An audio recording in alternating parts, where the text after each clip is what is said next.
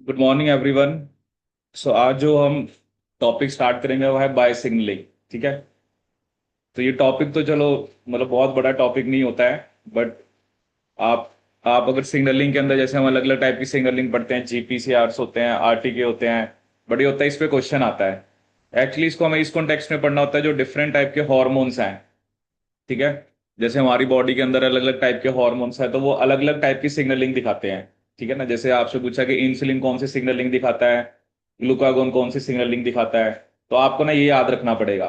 ठीक है। तो पहले तो हमें बेसिक एक प्रोटोटाइप पता होना चाहिए कि इस टाइप की सिग्नलिंग में होता क्या है। ठीक है। और फिर हमें ये भी याद रखना होता है कि कौन से हॉर्मोन्स या कौन से ऐसे लिगेंड्स हैं जो इस टाइप की सिग्नलिंग दिखाते हैं। ठीक है। तो आज जो हम टॉपिक पढ़ेंगे वो मेनली पढ़ेंगे जीपीसीआर के बारे में। जीपीसीआर होते हैं आपके जी प्रोटीन कपल रिसेप्टर। ठीक है। जीपीसीआर पे ज्यादा क्वेश्चन आता है, एक आरटीके पे ज्यादा क्वेश्चन आता है। और हमारे एक ना लास्ट में हम पढ़ते हैं विजन का मैकेनिज्म, कि जो हमारे रोड या कौन सेल्स हैं, मतलब उसमें जो सिग्नलिंग होती है वो भी थोड़ा बहुत, या मतलब यू कैन से कि it is very similar to GPCR. अगर हमें जीपीसीआर का पता होगा तब हम उसको कंपेयर कर पाएंगे। ठीक है। तो चलिए देखते हैं इसमें। ठीक है। जैसे अभी एक डायग्राम है, बेसिक सा डायग्राम है, इसमें ना आपको अलग अलग टाइप के टाइप्स दिखा रखे हैं जो सिग्नलिंग हमने पढ़नी है। जैसे एक तो हम जीपीसीआर पढ़ेंगे। ठीक है, कि ये सिग्नलिंग कैसे काम करती है। एक अब पढ़ेंगे आरटीके, रिसेप्टर टायरोसिन काइनेज। ठीक है। एक सिग्नलिंग हमने पढ़नी है रिसेप्टर ग्वानालाइल साइक्लेज। ठीक है। एक सिग्नलिंग हमने पढ़नी है that is gated ion channel. ठीक है। जैसे आयन चैनल दो टाइप के होते हैं।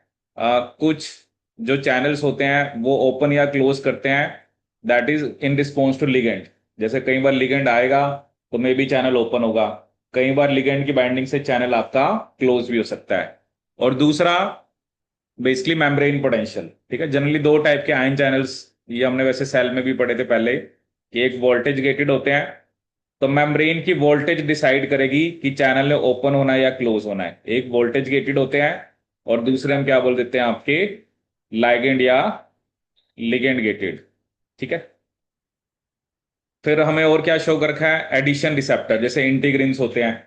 इंटीग्रिन्स के बारे में भी हमने सेल बायो में पढ़ा था। Integrins bidirectional cell adhesion receptor होते हैं। They interact with the protein outside the cell as well as inside the cell. ठीक है। और फिर एक हम पढ़ते हैं न्यूक्लियर रिसेप्टर। ठीक है ना।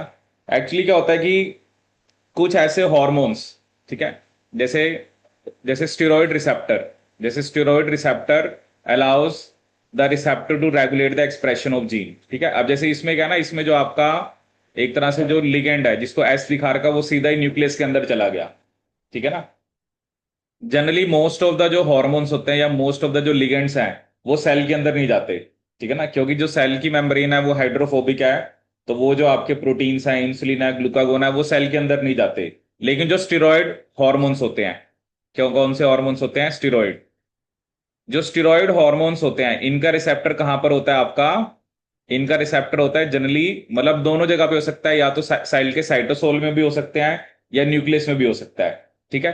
तो ये हार्मोन जो ये शो कर रखा है या लिगेंड है, ये देखो सीधा कहाँ गया है, न्यूक्लियस के अंदर, और अपने रिसेप्टर से बाइंड करा। Then that receptor will bind to DNA, और फिर मे बी वो ट्रांसक्रिप्शन, जैसे यहाँ पे दिखा रखा है कि वो ट्रांसक्रिप्शन करा रहा है। कई बार ऐसा भी हो सकता है कि उसकी बाइंडिंग से ट्रांसक्रिप्शन जो है वो आपकी ब्लॉक हो जाए। ठीक है। देखो अल्टीमेटली मोस्ट ऑफ द जो हॉर्मोन्स हैं वो सेल के अंदर नहीं जाते हैं। ठीक है। They will just bind to the receptor, a signal pathway will start, and ultimately जो भी सेल के अंदर जो भी रिजल्ट आना है that is at the level of DNA. ठीक है ना। कोई लिगेंड आके किसी जीन की ट्रांसक्रिप्शन को एक्टिवेट कराएगा, जैसे हार्मोन तो सेल के अंदर जा ही नहीं रहा, hormone is not entering into the cell, obviously it will just bind to receptor, signalling cascade will start, and at the end वो जो उस कैस्केड के अंदर जो भी प्रोटीन्स हैं, एट द एंड आपको डीएनए लेवल के ऊपर आपको ये देखने को मिलेगा, मे बी ट्रांसक्रिप्शन हो भी सकती है, या कुछ पाथवे के अंदर स्पेसिफिक जीन की ट्रांसक्रिप्शन को टर्न ऑफ भी किया जा सकता है। ठीक है। तो इसमें ना देखो आपको याद ही रखना है। ठीक है। अगर आपको एग्जैक्टली सिग्नलिंग पाथवे याद है तो ठीक है, अदरवाइज तो फिर इसमें अगर आपको कोई भी आ, क्योंकि अगर आपको वो प्रोटीन्स का रोल नहीं पता है फिर आप उस पे बेस्ड क्वेश्चन नहीं कर पाओगे। ठीक है। दो चीजें हमें ध्यान रखनी है। एक तो पाथवे का बेसिक्स क्या है, और दूसरा हमें ये भी याद रखना पड़ेगा कि कौन सा हार्मोन कौन सी सिग्नलिंग दिखाता है। ठीक है, जब तक हमें ये याद नहीं है फिर हम क्वेश्चंस को नहीं कर पाएंगे। ठीक है, तो मतलब जैसे जीपीसीआर और आरटी के थोड़ी बड़ी सिग्नलिंग है, बाकी तो छोटी छोटी सी हैं, बट आपको मेनली सिग्नलिंग पाथवे को अच्छे से याद रखना है। ठीक है, तो सबसे पहले हम किसके साथ स्टार्ट करेंगे, आपका जीपीसीआरस के साथ। किसके साथ स्टार्ट करेंगे, जीपीसीआरस। ठीक है, और ये थोड़ा सा पहले बेसिक भी बता रखा है कि जो सिग्नल ट्रांसडक्शंस होती हैं वो रिमार्केबली स्पेसिफिक होती हैं एंड एग्जॉस्टिवली सेंसिटिव। जैसे हम कहते हैं ना, ये रिसेप्टर इस हॉर ये हार्मोन इस रिसेप्टर से बाइंड करता है, तो वो बहुत स्पेसिफिक होता है। जैसे एंटीजन एंटीबॉडी इंटरेक्शन, चाहे वो आपका enzyme substrate reaction, the same way receptor और सिग्नल के बीच की जो इंटरेक्शन है वो स्पेसिफिक होता है। Specificity is achieved by precise molecular complementarity between the signal and receptor molecule mediated by same kind of weak forces that mediate enzyme substrate and antigen antibody interaction। ठीक है, specificity कैसे achieve होती है, किसके बीच में, complementarity से signal और receptor की। ठीक है, तो ये वैसी सी ही कॉम्प्लीमेंटारिटी है जैसे एंजाइम सबस्ट्रेट और एंटीजन एंटीबॉडी की होती है। Three factors account for the extra ordinary sensitivity of signal transducer. ठीक है, एक तो एफिनिटी, ये जो रिसेप्टर है उसकी हाई एफिनिटी होती है किसके लिए, फॉर द सिग्नल मॉलिक्यूल। दूसरा कोऑपरेटिविटी, कोऑपरेटिविटी कई बार क्या होता है ना, जैसे एक आपका रिसेप्टर है उसके साथ मल्टीपल लिगेंड लग सकते हैं। जैसे एक लिगेंड लगा तो क्या पता फिर दूसरे के लिए फिर जो दूसरा जो लिगेंड है उसकी बाइंडिंग जो है वो इंक्रीज हो सकती है। ठीक है, जैसे अगर आपको याद हो, मैंने आपको एसिटाइल कोलिन वाला चैनल बताया था, उसका क्या स्ट्रक्चर बताया था एसिटाइल कोलिन वाले चैनल का। एसिटाइल कोलिन वाले चैनल के साथ कितने एसिटाइल कोलिन लगते हैं, दो, टू। ये एग्जाम में क्वेश्चन है, क्योंकि उसके अंदर दो अल्फा सब यूनिट्स होती हैं, और हर दोनों के साथ मतलब एक के साथ एक एसिटाइल कोलिन लगता है, दूसरे के साथ दो। अब वही होता है ना, एक होता है कोऑपरेटिविटी, जैसे एक लगा तो क्या पता वो दूसरे के लिए एफिनिटी को इंक्रीज करे। अब कोई रिसेप्टर ऐसे भी हो सकते हैं जिसके साथ चार लिगेंड लग रहे हैं, पांच लग रहे हैं, छह लग रहे हैं। ऐसा नहीं है ना कि हम कह रहे हैं कि एक रिसेप्टर के साथ सिर्फ एक ही लिगेंड लगता है, ऐसा कुछ नहीं है। ठीक है, जैसे ये एग्जाम का क्वेश्चन है, अब ये सीएसआई नेट के एग्जाम में आया था कि जो एसिटाइल कोलिन वाला चैनल है,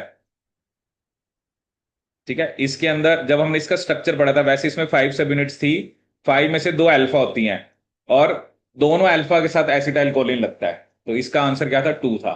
ठीक है, देखो अब वही है ना, ऐसे हम हर एक का नहीं याद रख सकते ना, हमें इसमें जाना है कि आप ये सोचो कि हर एक रिसेप्टर का हम स्ट्रक्चर याद रखेंगे, हर एक रिसेप्टर के साथ कितने लिगेंड्स लगते हैं, तो वो नहीं हम ऐसे याद रख सकते। बट चलो, ये एग्जाम में क्वेश्चन आया था, और ये मैंने आपको आपकी बुकलेट में भी था, तो उसमें ये वहीं से क्वेश्चन आया था कि एसिटाइल कोलिन के साथ, चैनल के साथ क्या लगते हैं, दो एसिटाइल कोलिन लगते हैं। ठीक है, और एम्पलीफिकेशन, देखो क्या होता है ना, अभी ये हम आगे डिस्कस करेंगे। जैसे हार्मोन आया, उसने एक मॉलिक्यूल को एक्टिवेट करा, एक से 10 बने, 10 से 100 बने, 100 से 1000 बने, 1000 से 10,000 बने, तो वो सिग्नल एम्पलीफाई होता है। मे बी बाइंड तो एक हार्मोन आगे करा, बट रिजल्ट जैसे आप कहोगी, जैसे हम जस्ट एग्जांपल है, जैसे इंसुलिन क्या करता है, वो ब्लड ग्लूकोज लेवल को डिक्रीज करता है, ग्लूकागोन क्या करता है, इंक्रीज करता है। जैसे हम ग्लूकागोन का एग्जांपल लें, अब मान लो एक ग्लूकागोन आगे बाइंड करा, अब उसकी वजह से कितने ग्लूकोज के मॉलिक्यूल इंक्रीज होंगे। ठीक है, वो तो हम ऐसे बता नहीं सकते ना, क्योंकि ग्लूकागोन का काम है ग्लाइकोजन का ब्रेक डाउन कराना। मान लो एक एक एक ग्लूकागोन आगे लगा, एट द एंड आपके मान लो ब्लड के अंदर 10,000 ग्लूकोज बढ़ गए, तो यू कैन सी की वो सिग्नल एम्पलीफाई करता है, वो भी हम बाद में डिस्कस करेंगे। तो एक हो गया एफिनिटी, एक हम बात करते हैं कोऑपरेटिविटी, और तीसरा हम किसकी बात करते हैं, एम्पलीफिकेशन की। ठीक है, और जनरली जो लिगेंड और रिसेप्टर के बीच की जो एफिनिटी है उसको हम डिसोसिएशन कांस्टेंट में दिखा सकते हैं। जितना डिसोसिएशन कांस्टेंट कम होगा, इसका क्या मतलब है, जैसे आप लिख रहे हो केडी, ठीक है, डिसोसिएशन कांस्टेंट कम का मतलब एसोसिएशन कांस्टेंट ज्यादा है। क्योंकि जैसे अगर आप लिख रहे हो ना केडी, लिख रहे हो कि केडी मेरा 10⁻⁻10 है, ठीक है, तो ये शो कर रहा है कि एफिनिटी बहुत ज्यादा है उसकी, मतलब कम कंसंट्रेशन पे भी, जैसे वो बता रहा है कि इतना कम डिसोसिएशन कांस्टेंट ये इंडिकेट करता है कि अगर पीको मोलर, पीको का मतलब होता है 10⁻⁻12, अगर कोई सिग्नल मॉलिक्यूल पिकोमोलर कंसेंट्रेशन में है, पिको होता है 10⁻⁻12, उसको भी जो आपका रिसेप्टर है वो डिटेक्ट कर लेगा। ठीक है ना। तो जैसे हम एंजाइम काइनेटिक्स में हम केएम की बात करते हैं, तो केएम हम क्या बोलते थे, जितना केएम कम होता है उतनी एंजाइम की एफिनिटी सबस्ट्रेट के लिए ज्यादा होती है, जितना केएम कम होता है उतनी एंजाइम की जो एफिनिटी है वो सबस्ट्रेट के लिए क्या होती है, ज्यादा होती है। ठीक है, lower the KM higher will be the affinity. Done. ठीक है, अब ये जो जो भी हम पढ़ेंगे ना इसको आप साथ साथ आप करो, सिग्नलिंग हो गया, क्योंकि ये टॉपिक्स ऐसे हैं आप इसको साथ साथ अब आपने याद करते जाना है। ठीक है।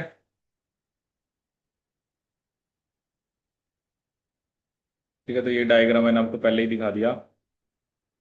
तो अब हम सबसे पहले बात करेंगे जीपीसीआरस की। किसकी बात करेंगे, GPCRs and second messenger. GPCRs and second messenger.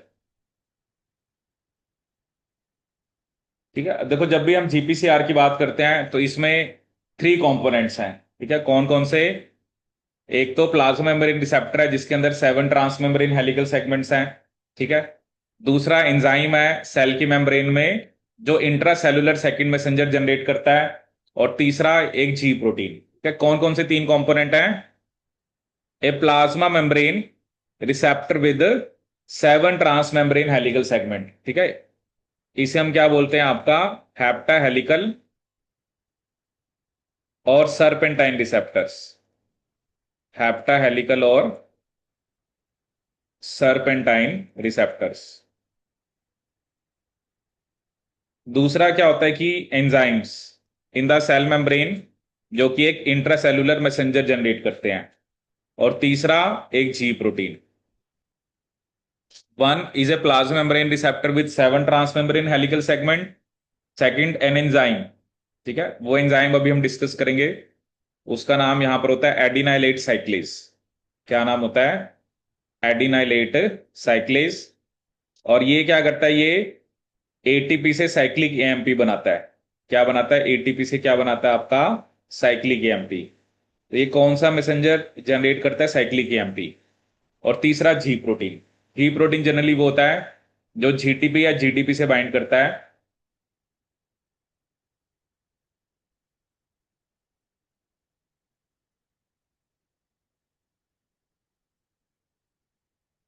ठीक है, जैसे इसमें बता रखा है जो जी प्रोटीन है वो जैसे ही, मतलब जी प्रोटीन को स्टिमुलेटेड, जी प्रोटीन कैसे स्टिमुलेट होता है, एक्टिवेटेड रिसेप्टर से। जैसे रिसेप्टर के साथ आगे लिगेंड लगा तो जी प्रोटीन पहले तो उसके साथ जीटीपी लगा होता है, वो जीटीपी की जगह उसके साथ जीटीपी लगता है। और फिर वो जो जीटीपी प्रोटीन है वो डिसोसिएट कर जाता है रिसेप्टर से और नियर बाय एंजाइम के साथ बाइंड करके उसकी एक्टिविटी को ऑल्टर करता है। ठीक है, अभी भी हम पढ़ेंगे ये, अभी मैं आपको डायग्रामेटिकली दिखाऊंगा ये। और जो हमारा जीनोम है वो कह रहा है 1000 मेंबर्स होते हैं of this family of receptor. ठीक है, मतलब जो ये फैमिली ऑफ रिसेप्टर है जो मतलब जिनका यू कैन से कि this particular kind of signalling they show, there are 1000 members. अलग अलग टाइप के हॉर्मोन्स है ना, बहुत सारे हॉर्मोन्स ये वाली सिग्नलिंग दिखाते हैं। ठीक है, जनरली जैसे अब लाइट, स्मेल, टेस्ट हॉर्मोन। ठीक है ना, जैसे लाइट का भी हम बाद में डिस्कस करेंगे, जो हमारा विजन मैकेनिज्म है कि हमारे रोड या कौन सेल्स पे लाइट पड़ती है फिर हम चीजों को देख पाते हैं, उसके पीछे भी जो बेसिक मैकेनिज्म है वो जीपीसीआर से ही रिजेंबल करता है। ठीक है, और अभी जो हम मेनली पढ़ेंगे वो होता है बीटा एनर्जिक रिसेप्टर। किसके बारे में हम डिस्कस करेंगे, beta adrenergic receptor which mediates the effect of epinephrine on many tissues is the prototype of this type of transducing system। मतलब जो एपिनेफ्रिन है वो कौन से वाली सिग्नलिंग दिखाता है, जीपीसीआर वाली। एपिनेफ्रिन कौन से वाली सिग्नलिंग दिखाता है, जीपीसीआर। एपिनेफ्रिन कौन से वाली सिग्नलिंग दिखाता है आपकी, जीपीसीआर वाली।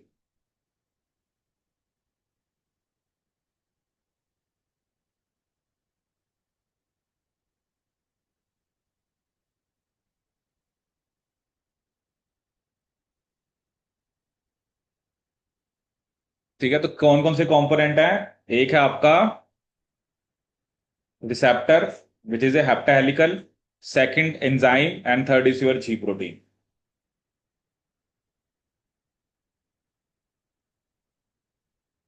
ठीक है, तो जी प्रोटीन जो होते हैं जिसको कौन स्टिमुलेट करता है आपका, जैसे रिसेप्टर एक्टिवेट होता है, एक्टिवेट होने का मतलब क्या है, रिसेप्टर के साथ लिगेंड लगता है। ठीक है, चलिए मैं आपको दिखाता हूँ क्या सिग्नलिंग होती है।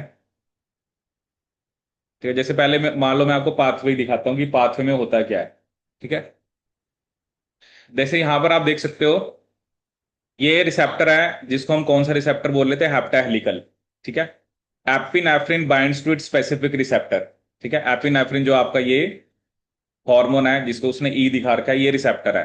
ठीक है, अब रिसेप्टर के साथ ही क्या है, एक जी प्रोटीन है। ठीक है, यहां पर जो जी प्रोटीन होता है यहां पर उसको जी एस लिखा हुआ है, क्योंकि और भी टाइप के जी होते हैं। जो जी एस है, it is a trimeric protein और it is a hetero trimeric protein. It is a hetero trimeric protein. इसके अंदर तीन सब यूनिट्स होती हैं, alpha beta and gamma. Alpha होता है, बीटा होता है और क्या होता है इसमें, गामा होता है। ठीक है, जो आपको यहाँ पे डायग्राम में दिख रहा है, अल्फा बीटा गामा। और अभी इसके साथ क्या लगा हुआ है, जीडीपी। ठीक है, मतलब जब रिसेप्टर पे कोई एंजाइम या कोई आपका जो हार्मोन है या लिगेंड नहीं लगा हुआ है, तब तो जी प्रोटीन जो है वो रिसेप्टर के साथ ही है। लेकिन जैसे ही एपिनेफ्रिन आगे लगता है, जो ऑक्यूपाइड रिसेप्टर है, that causes replacement of the GDP bound to GS by GTP. ठीक है, जीडीपी की जगह जीटीपी लग जाता है। और जब ऐसा होता है तो बीटा गामा लग हो जाता है और सिर्फ अल्फा रह जाता है। मतलब जो मेरा ट्राइमेरिक प्रोटीन है वो मोनोमेरिक में कन्वर्ट हो गया। ठीक है, ये है ना कि जीएस का बीटा गामा लग हो गया, अब सिर्फ अल्फा रह गया। ये किसके पास जाता है, एडिनाइलेट साइक्लेज के पास। ये जो जीएस आपका अल्फा सब यूनिट है, ये किसके पास जाती है, आपकी एडिनाइलेट साइक्लेज के पास। और एडिनाइलेट साइक्लेज को क्या कर देती है, एक्टिवेट। वही हम कह रहे थे ना, तीन कंपोनेंट हमने पढ़े थे, एक था रिसेप्टर, एक था जी प्रोटीन, एक था इफेक्टर एंजाइम। एसी यहां पर क्या, एडिनाइलेट साइक्लेज। तो जैसे ही जीएस एडिनाइलेट साइक्लेज को एक्टिवेट करती है, तो एडिनाइलेट साइक्लेज क्या करता है, it catalyse the formation of cyclic MP. यहां पर आपका साइक्लिक एमपी बनता है। Now this cyclic MP will activate protein kinase ए, ये भी हम डिस्कस करेंगे। साइक्लिक एमपी किसको एक्टिवेट करता है, प्रोटीन काइनेज ए को।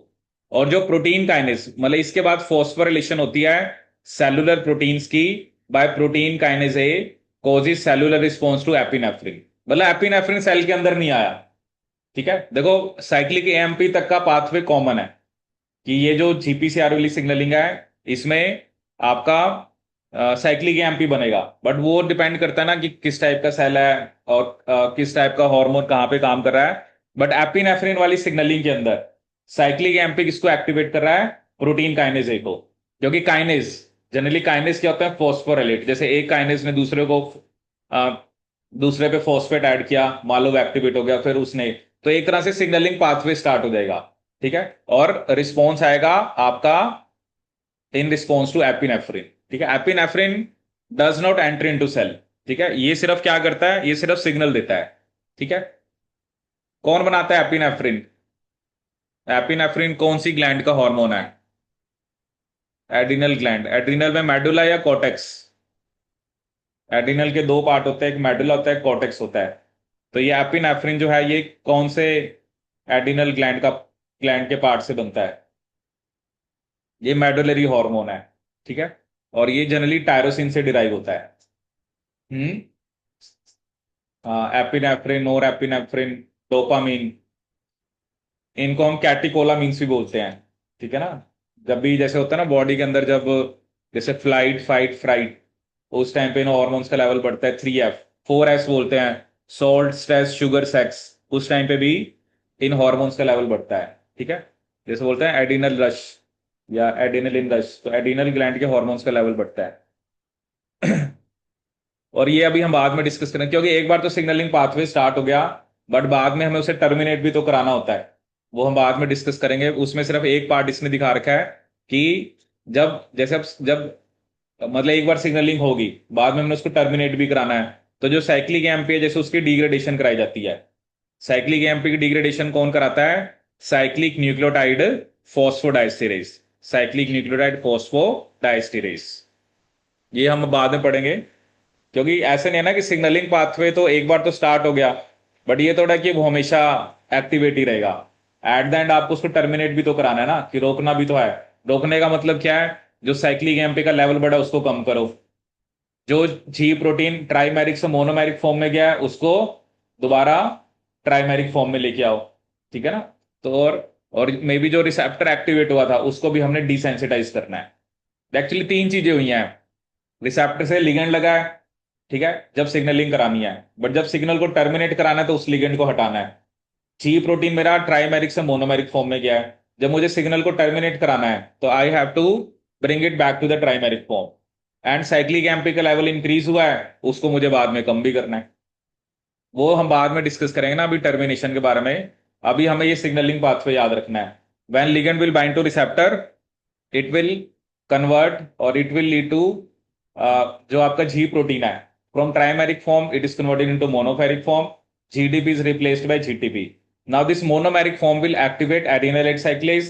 Adenylate cyclase will generate a second messenger, which is your cyclic MP. Cyclic MP will activate protein kinase A, and protein kinase A will further activate the proteins, and the cellular response will come in response to the epinephrine. ठीक है, ये जैसे इसका नाम है GS, अभी हम और भी पढ़ेंगे, जैसे एक GI भी होता है, एक GQ भी होता है, वो हम बाद में आएंगे। जैसे GI का काम होता है वो एडिनिलाइट साइक्लेस को इनहिबिट करता है, ठीक है ना। बट वही है ना, हार्मोन किस टाइप का है, देखो हमारी बॉडी के अंदर अलग अलग टाइप के सेल्स हैं, डिफरेंट हार्मोन्स का एक्शन अलग अलग सेल्स के ऊपर होता है। And the thing is that कि जो क्योंकि जब आपको हार्मोन रिसेप्टर से बाइंड करता है उसके बाद, अब जैसे कुछ सेल्स में तो GS एक्टिवेट होगा, कुछ सेल में आप देखोगे GI एक्टिवेट होता है, और GI का काम होता है एडिनिलाइट साइक्लेस को इनहिबिट करना, ठीक है। तो वो अलग सिग्नलिंग होती है। तो कुछ सिग्नलिंग पाथवे में हमें साइक्लिक एमपी का लेवल बढ़ाना होता है, ठीक है। जैसे एस का मतलब है स्टिमुलेटरी, एस को आप क्या याद रख सकते हो, स्टिमुलेटरी। जैसे यहां पे देखो, यहां पे भी लिखा हुआ है ना। इनहिबिटरी वाला होता है GI, ठीक है, क्योंकि दोनों का जो एक्शन है वो डिफरेंट हॉर्मोन्स के इन्फ्लुएंस में है, ठीक है ना।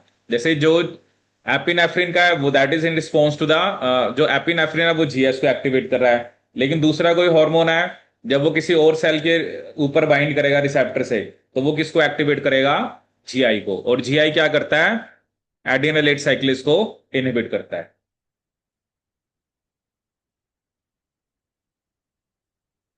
इसमें कोई डाउट है तो पूछ सकते हैं आप।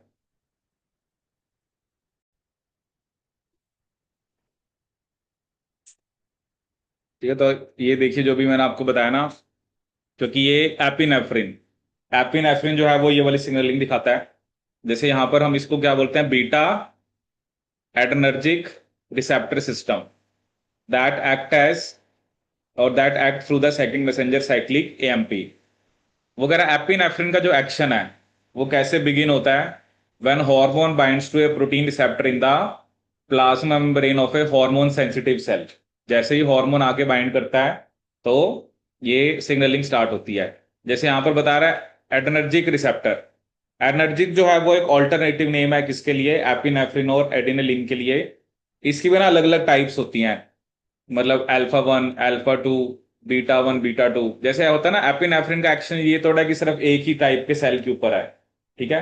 मे बी अब वो एपिनेफ्रिन के रिसेप्टर जो है वो अलग अलग सेल्स के अंदर है, थोड़ा बहुत डिफरेंस उनकी एफिनिटी में हो सकता है, या their response to the agonist and antagonist. Agonist वो होते हैं which mimic the action of your hormone, और एंटागोनिस्ट जो होते हैं वो मतलब जो मिमिक नहीं करते हैं, या जो अपोजिट एक्शन होता है, maybe they are blocking your receptor.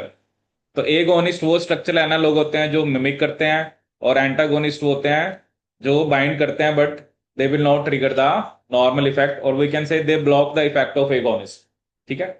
तो जो चार टाइप के रिसेप्टर है ना जो मैंने आपको बताया, वो अलग अलग टिश्यूज में मिलते हैं और उनका रिस्पॉन्स भी अलग अलग है।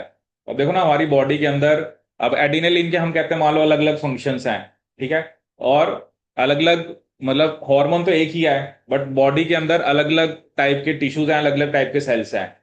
वो सब रिसेप्टर बाइंड एपिनेफ्रिन से ही करते हैं बट उनके रिस्पॉन्स में फर्क होता है, ठीक है। कि मे बी किसी के अंदर उसका मोड ऑफ एक्शन है कि मान लो वो ग्लाइकोजन का ब्रेकडाउन करा रहा है, किसी के अंदर वो फैट्स का ब्रेकडाउन करा रहा है, तो वो आपको डिफरेंट देखने को मिल सकता है। हमारे यहाँ पर जो फोकस है वो है बीटा एनर्जिक रिसेप्टर के ऊपर, जो कि मसल, लीवर और एडिपोज टिश्यू में मिलते हैं, ठीक है। बीटा एनर्जिक रिसेप्टर कहाँ पर मिलते हैं, muscle, liver and adipose tissue.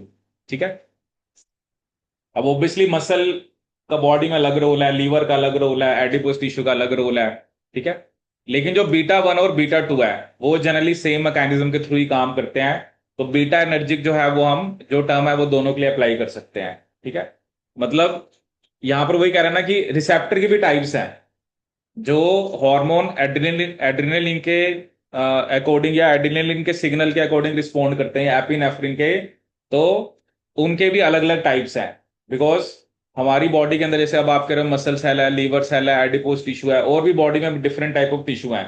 किसी में अल्फा वन होता है, किसी में अल्फा टू होता है, किसी में बीटा वन होता है, किसी में बीटा टू होता है। और सभी के अंदर आपको क्या देखने को मिलेगा कि जो देयर जो उनका एफिनिटी है, जैसे होता है ना कि एक रिसेप्टर है उसकी रिसेप्टर की एफिनिटी ज्यादा है, दूसरे की कम है।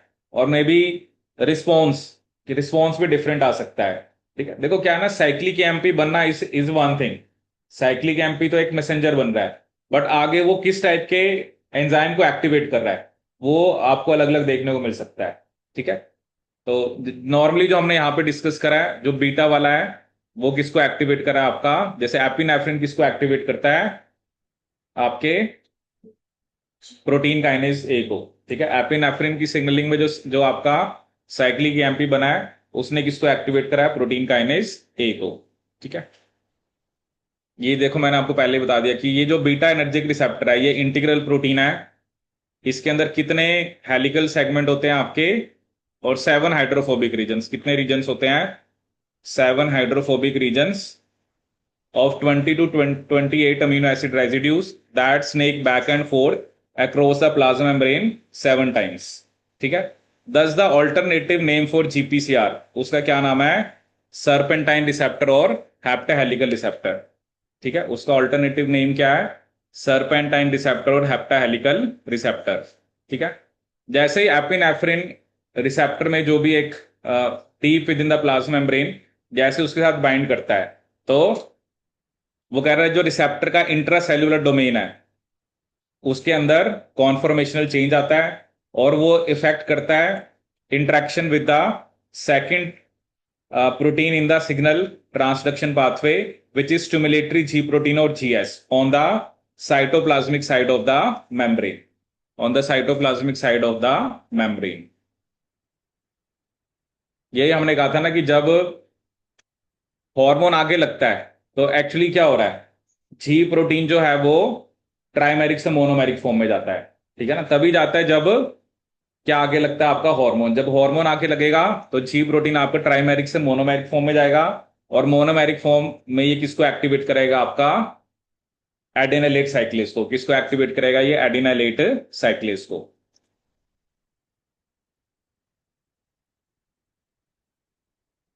ठीक है। तो ये हमने सिग्नलिंग पढ़ी कि एपिनेफ्रिन किसके थ्रू एक्ट करता है आपका, it acts through the GPCR signalling. ये किसके थ्रू एक्ट करता है आपका, जीपीसीआर सिग्नलिंग।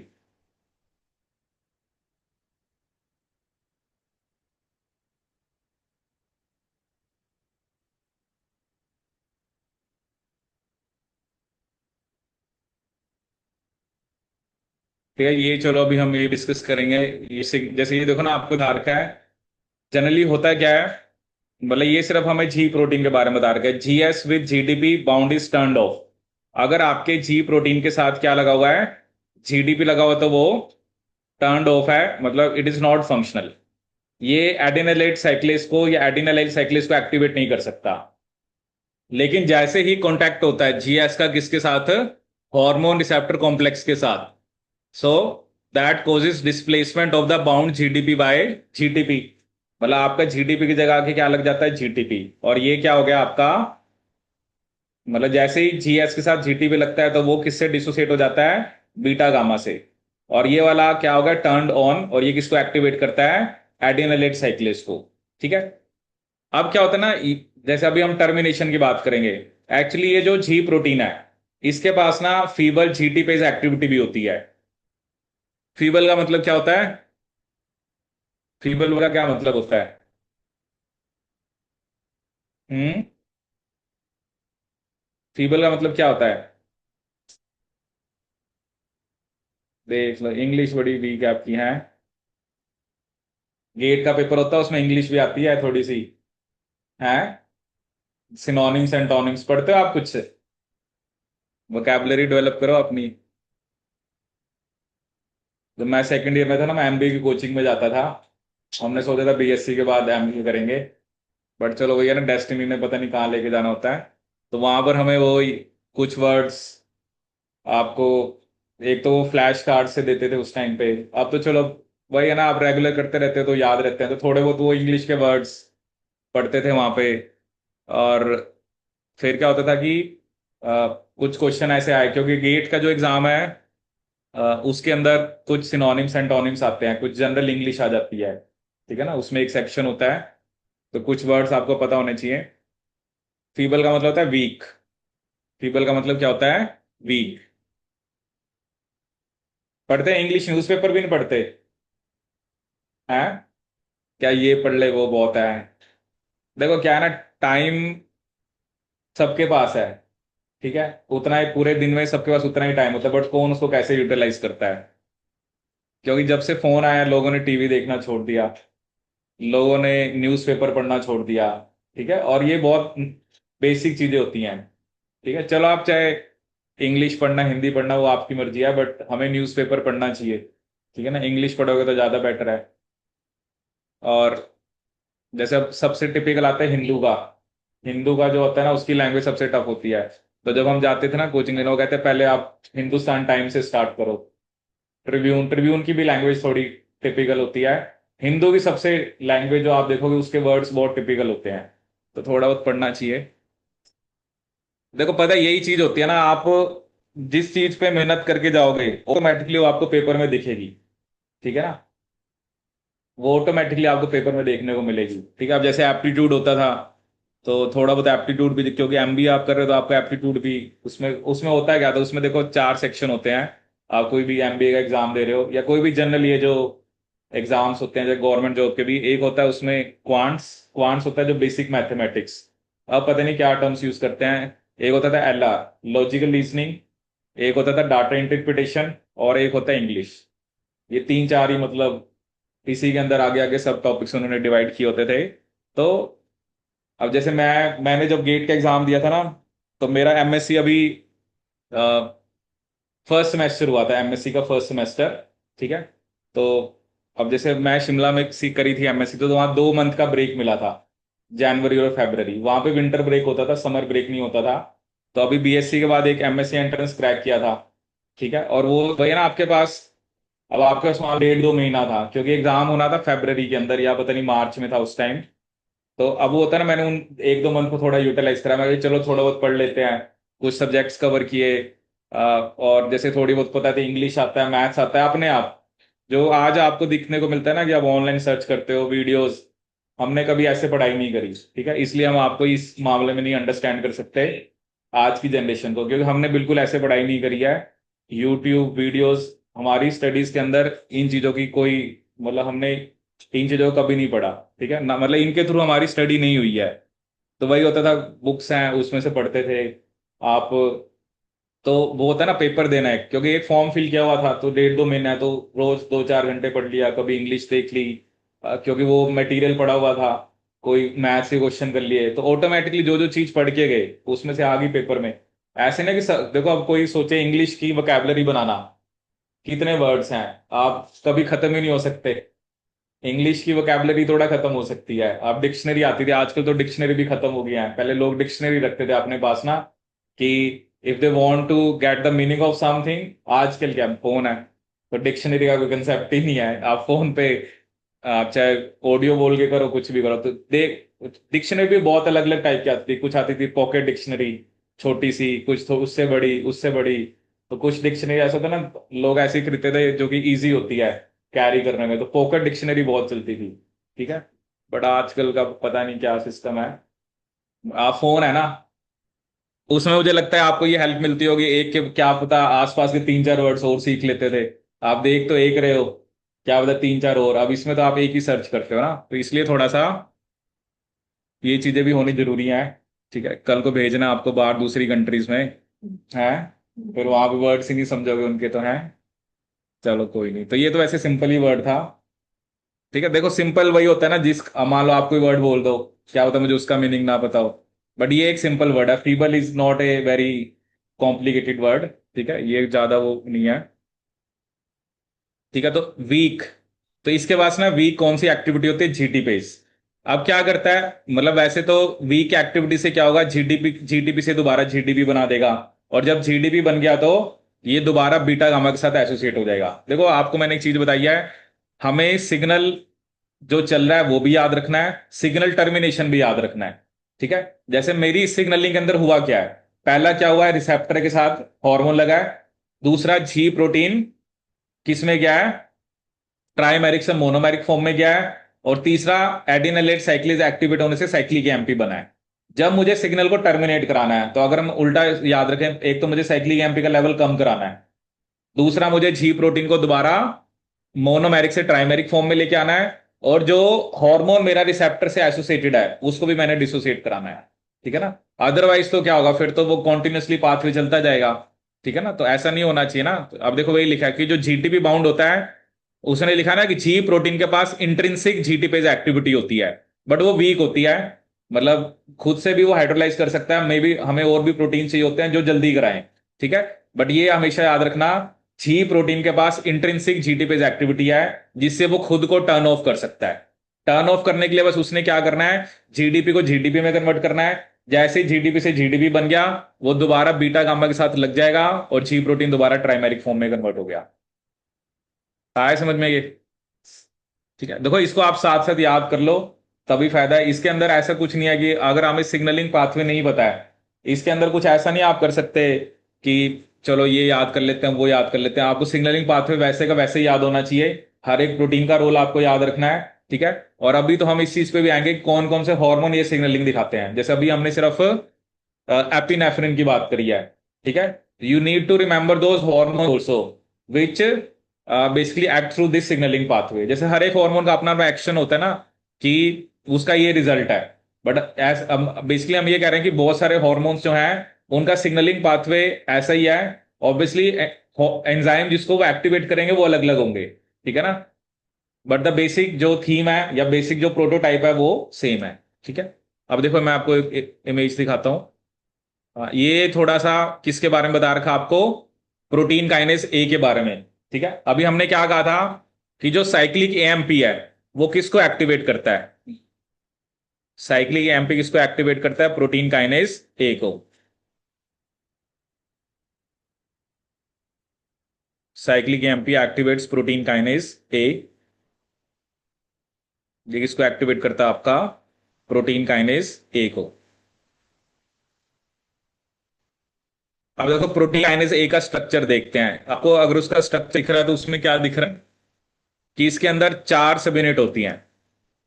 जैसे आपको इनएक्टिव दिखा रखा है, इसमें आपको 2 रेगुलेटरी सब यूनिट होती हैं, 2 कैटालिटिक होती हैं। ठीक है, सो रेगुलेटरी जो सब यूनिट है, अभी इसमें क्या दिखा रखा है कि साइक्लिक एमपी नई बाउंड है। ठीक है, ये एम्प्टी साइक्लिक एमपी साइट है। और जो कैटालिटिक सब यूनिट्स हैं, substrate binding sites blocked by autoinhibitory domains of R subunit. जैसे अभी आर के साथ ही सी लगा हुआ है। ठीक है, जैसे कैटालिटिक सब यूनिट्स है ना, मे बी उसने आगे सिग्नलिंग पाथवे को लेके जाना है, जो आगे सिग्नल पाथवे होना है उसमें कैटालिटिक सब यूनिट्स हमें फ्री चाहिए। जब साइक्लिक एमपी नहीं होता है, तो रेगुलेटरी और कैटालिटिक सब यूनिट एक साथ है। रेगुलेटरी और कैटालिटिक सब यूनिट क्या है आपकी, एक साथ है। लेकिन जैसे ही आपका साइक्लिक एएमपी आगे लगता है, जैसे 4 साइक्लिक एएमपी, जैसे 2 यहां पर लगेंगे और 2 आपके यहां पर लगेंगे। जैसे साइक्लिक एएमपी आके जैसे 4 साइक्लिक एएमपी आ लगे, तो क्या हुआ, जो रेगुलेटरी सबनेट्स थी उनके ऑटो इनहिबिटरी डोमेन्स है वो बरीड हो गए। ठीक है, जिससे कैटालिटिक सबयूनिट आपकी फ्री होगी। मतलब अल्टीमेटली आपको ये याद रखना है, जब तक साइक्लिक एमपी आगे नहीं लगता है तब तक प्रोटीन काइनेज इनएक्टिव है, क्योंकि रेगुलेटरी और कैटालिटिक सबयूनिट एक साथ है। जैसे ही साइक्लिक एमपी आगे लगा, किसके साथ लगा है, वो रेगुलेटरी सबयूनिट के साथ लगा है। जैसे ही वो लगा है तो कैटालिटिक सबयूनिट फ्री होगी, और जैसे ही ये फ्री होगी तो मतलब ये मे बी न्यूक्लियस के अंदर जाएंगी, और मे बी जो प्रोटीन्स है उनकी फॉस्फोरिलेशन कराएंगी। ठीक है, तो साइक्लिक एमपी किसको एक्टिवेट करता है, प्रोटीन काइनेज ए को। एक डायग्राम आप ये याद रख सकते हो, दूसरा डायग्राम आप ये देख सकते हो। देखो इसमें क्या लिखा हुआ है, इसके अंदर एक डाइमरेशन डोमेन है, जैसे एक रेगुलेटरी कैटालिटिक ये दिखा रखी है और एक रेगुलेटरी कैटालिटिक ये दिखा रखी है, ठीक है। यहां पर क्या दिखा रखी है, ये एक इनहिबिटरी सीक्वेंस है, ठीक है। अब सबस्टेट ने तो यहां पे बाइंड करना है कैटालिटिक सबयूनिट में, मतलब जिसको इसने आगे एक्टिवेट करना है, लेकिन जब तक जैसे ये एक साथ हैं तब तक कैटालिटिक सबयूनिट्स जो है वो, उसकी जो सबस्ट्रेट बाइंडिंग क्लेफ्ट है दैट इज नॉट अवेलेबल, उस पर सबस्ट्रेट बाइंड ही नहीं कर पाएगा। बट जैसे ही साइक्लिक एम्पी आगे लगता है तो वही सेम दिखा रखा है, दो साइक्लिक एम्पी एक रेगुलेटरी सबयूनिट से लगे, दो एक से लगे, आपकी कैटालिटिक सबयूनिट्स अलग होगी, और जो सबस्ट्रेट बाइंडिंग क्लेफ्ट है वो अब अवेलेबल है कि अब आपका सबस्ट्रेट आगे लग सकता है। देखो क्या है ना, है तो एंजाइम ना, देखो हर एक एंजाइम का अपना स्ट्रक्चर होता है, ठीक है। प्रोटीन काइनेज ए के स्ट्रक्चर के अंदर दो रेगुलेटरी सब यूनिट है और दो कौन सी सब यूनिट है आपकी, catalytic. We have two regulatory subunits and we have two catalytic subunits, two regulatory and two catalytic subunits. जब तक रेगुलेटरी और कैटालिटिक सब यूनिट्स एक साथ हैं तब तक आपका it is inactive form, it is inactive form. But one cyclic MP, देखो जो हमारा सिग्नलिंग पाथवे चला है उसमें बना क्या है, साइक्लिक एमपी। उस साइक्लिक एमपी को हमने क्या लिखा था, वो किसको एक्टिवेट करता है, प्रोटीन काइनेज ए को। अब उसी के बारे में हम डिस्कस कर रहे हैं कि साइक्लिक एमपी ऐसा क्या कर रहा है कि प्रोटीन काइनेज जो ए है उसके अंदर दो कैटालिटिक और दो रेगुलेटरी सब यूनिट्स होती हैं। जब तक साइक्लिक एमपी नहीं है तो कैटालिटिक और रेगुलेट कैटालिटिक जो साइट है कैटालिटिक सब यूनिट का जो सबस्ट्रेट बाइंडिंग क्लेफ्ट है वो ब्लॉक्ड है, वो मतलब रेगुलेटरी सीक्वेंस जो है वो उसका एक डोमेन उसके साथ लगा हुआ है। लेकिन जैसे ही साइक्लिक एमपी लगता है कुछ ना कुछ कॉन्फर्मेशन में चेंज आएगा किसकी, रेगुलेटरी सब यूनिट की, और जैसे ही वो चेंज आएगा तो कैटालिटिक सब यूनिट आपकी फ्री होगी और आपका जो सिग्नल है वो आगे जाएगा, ठीक है। आए समझ में ये कि नहीं, ठीक है। मतलब अब उसी चीज को हम थोड़ा डिटेल में देख रहे हैं ना, कि हमने यहां पे लिखा था प्रोटीन काइनेज ए एक्टिवेट होता है, अब मैं ये बता रहा हूं कि प्रोटीन काइनेज ए का भी क्या स्ट्रक्चर है और उसमें ऐसा क्या हो रहा है कि वो एक्टिवेट हो रहा है, ठीक है। अब देखो ये जो मैंने आपको एम्पलीफिकेशन बताया था, अब देखो यहां पर क्या दिखाया है, एपिनेफ्रिन जो है, एपिनेफ्रिन के कितने मॉलिक्यूल लगे हैं, एक्स, ठीक है। और क्या बन गया, epinephrine receptor complex. Receptor complex किसको एक्टिवेट करता है, जीएस अल्फा। जीएस अल्फा किसको एक्टिवेट करता है, एडिनाइलाइल साइक्लेज। एडिनाइल साइक्लेज ने क्या करा, एटीपी से साइक्लिक एमपी बनाए और कितने मॉलिक्यूल बनाए, 20x। अगर एपिनेफ्रिन मेरा एक आया था तो साइक्लिक एमपी कितने बने हैं, 20। उन्होंने किसको एक्टिवेट करा, प्रोटीन काइनेज ए को। यहां तक यही सिग्नलिंग है, ठीक है। अब ये जो प्रोटीन काइनेज ए है ये एक फॉस्फोरिलेज बी काइनेज है। फॉस्फोरिलेज बी काइनेज पहले वो इनएक्टिव है लेकिन वो फॉस्फोरिलेशन से एक्टिव हो गया, फॉस्फोरिलेशन से क्या हो गया, एक्टिव हो गया, ठीक है। तो इनएक्टिव फॉस्फोरिलेज बी काइनेज किस में कन्वर्ट हो गया, एक्टिव फॉस्फोरिलेज बी काइनेज में। फॉस्फोरिलेज बी काइनेज ने क्या करा, इनएक्टिव ग्लाइकोजन फॉस्फोरिलेज बी को किस में कन्वर्ट कर दिया, एक्टिव ग्लाइकोजन फॉस्फोरिलेज ए, ठीक है। देखो अब आपको यहां पे जो मेन बात याद रखना है, ये तो काइनेज है। काइनेज का काम क्या होता है, जैसे पहले प्रोटीन काइनेज एक्टिवेट हुआ, प्रोटीन काइनेज ए ने दूसरे काइनेज को एक्टिवेट करा, ठीक है, जिसका नाम क्या है, फॉस्फोरिलेज बी काइनेज, ठीक है। फॉस्फोरिलेज बी काइनेज इसलिए है क्योंकि वो फॉस्फोरिलेज बी को एक्टिव करता है, ठीक है ना। अब ये आपको याद रखना है, जैसे ना ये एग्जाम में क्वेश्चन आया था कि जो ग्लाइकोजन फॉस्फोरिलेज है जिसका काम क्या है, ऑब्वियसली ये ग्लाइकोजन का ब्रेक डाउन कराएगा।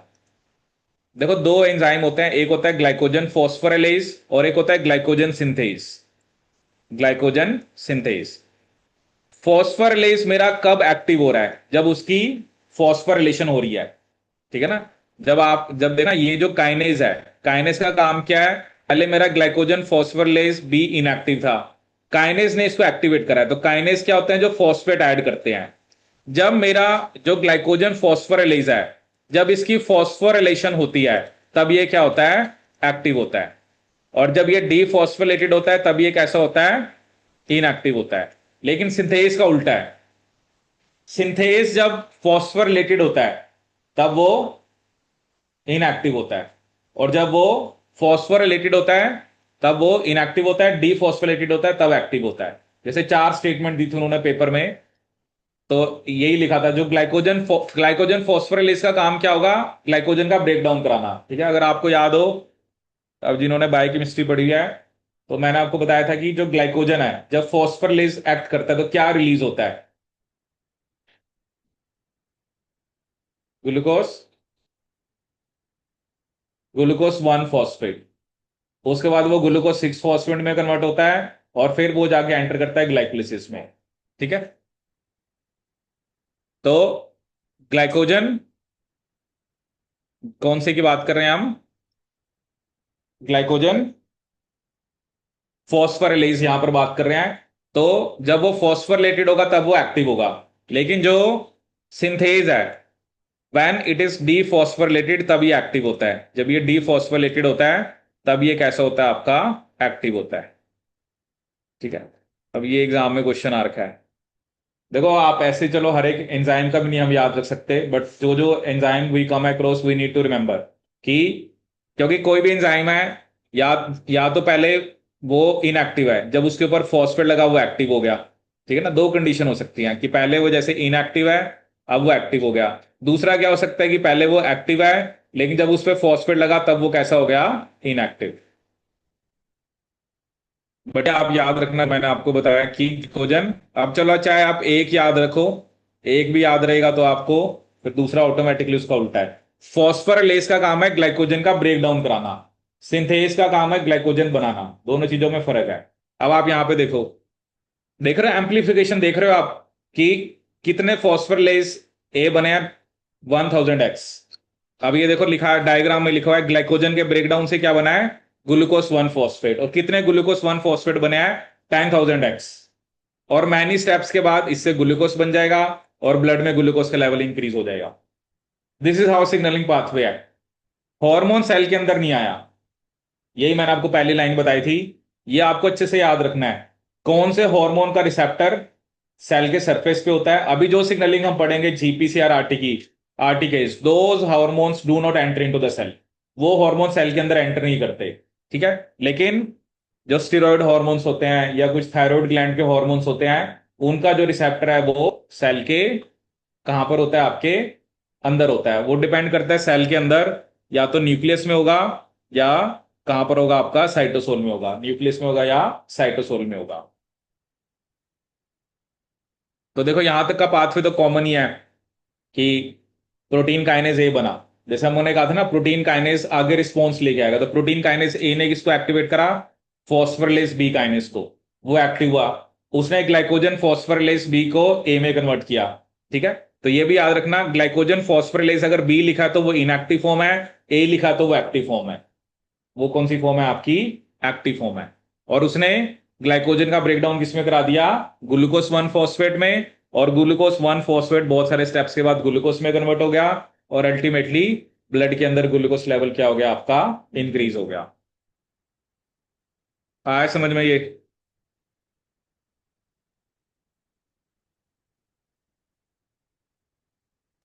तो आप उसको एक दो बार अच्छे से कर लो ना, फिर आपको सिग्नलिंग पाथवे को बार बार मतलब नहीं याद करना पड़ेगा। ठीक है, सिग्नलिंग पाथवे की खास बात ये है कि अब देखो ये छोटी छोटी चीजें वो हमसे पूछेंगे। जैसे वो सिंपल उसने एक ऐसा एग्जाम में क्वेश्चन दे दिया कि इनमें से कौन सा हार्मोन है जो फॉस्फोलिपिड फॉर्म में एक्टिव होता है। मान लो उसमें एक ऑप्शन फॉस्फोराइलेज भी है। ठीक है, अब इसमें यह भी याद रखना है बी और ए, बी इनएक्टिव फॉर्म है, ए एक्टिव फॉर्म है। ये सब आपको याद रखना है, ये सारे देखो एग्जाम के क्वेश्चंस हैं। ठीक है ना, जब आप क्वेश्चन करोगे इस पे तो आपको सब देखने को मिलेगा। बट पहले मैं आपको ये कहता हूँ ना, पहले थ्योरी। ठीक है, कोई सीधे क्वेश्चन करने बैठ जाए तो जो जीपीसीआर के क्वेश्चन करते हैं, वो बात नहीं बनती ना, पहले हमें, पहले हमारी थ्योरी। ठीक है ना, देखो हमेशा ही हमारा फोकस पहले थ्योरी पे रहना चाहिए। जितनी आपकी थ्योरी स्ट्रांग होगी, आपके सामने अ, मतलब क्वेश्चन फिर आप वहां पर इजिली कर पाओगे। ठीक है, बट वही है ना, अब आप आज का टाइम थोड़ा चेंज है। जैसे हमने अपने टाइम में इतने क्वेश्चन नहीं करे, तो हम खुश हैं, हम सही थे मतलब ना, पेपर भी नहीं थे इतने उस टाइम, तो हम थ्योरी पे फोकस ज्यादा रखते थे। बट अब का टाइम थोड़ा चेंज है ना, कि बच्चा कहते क्वेश्चंस करने हैं, क्वेश्चन करने हैं, थ्योरी चाहे उसको आती ही नहीं है। ठीक है, ये अप्रोच ही गलत है।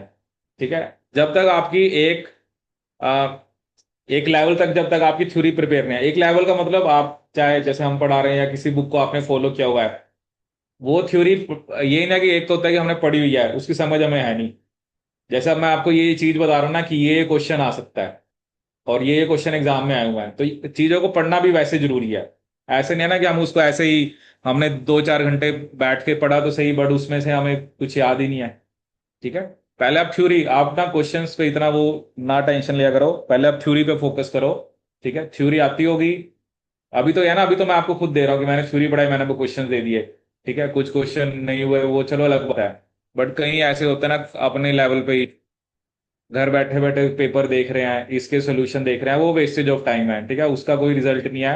आपको पहले, अब थ्योरी पहले अच्छे से आनी चाहिए। ठीक है, क्योंकि एक जब एक एक लेवल तक थ्योरी आ जाती है ना, फिर आप उसमें कुछ ऐड कर सकते हो। ठीक है, पहले एक बेसिक्स तो बन जाए ना कि इतनी थ्योरी मुझे आती है।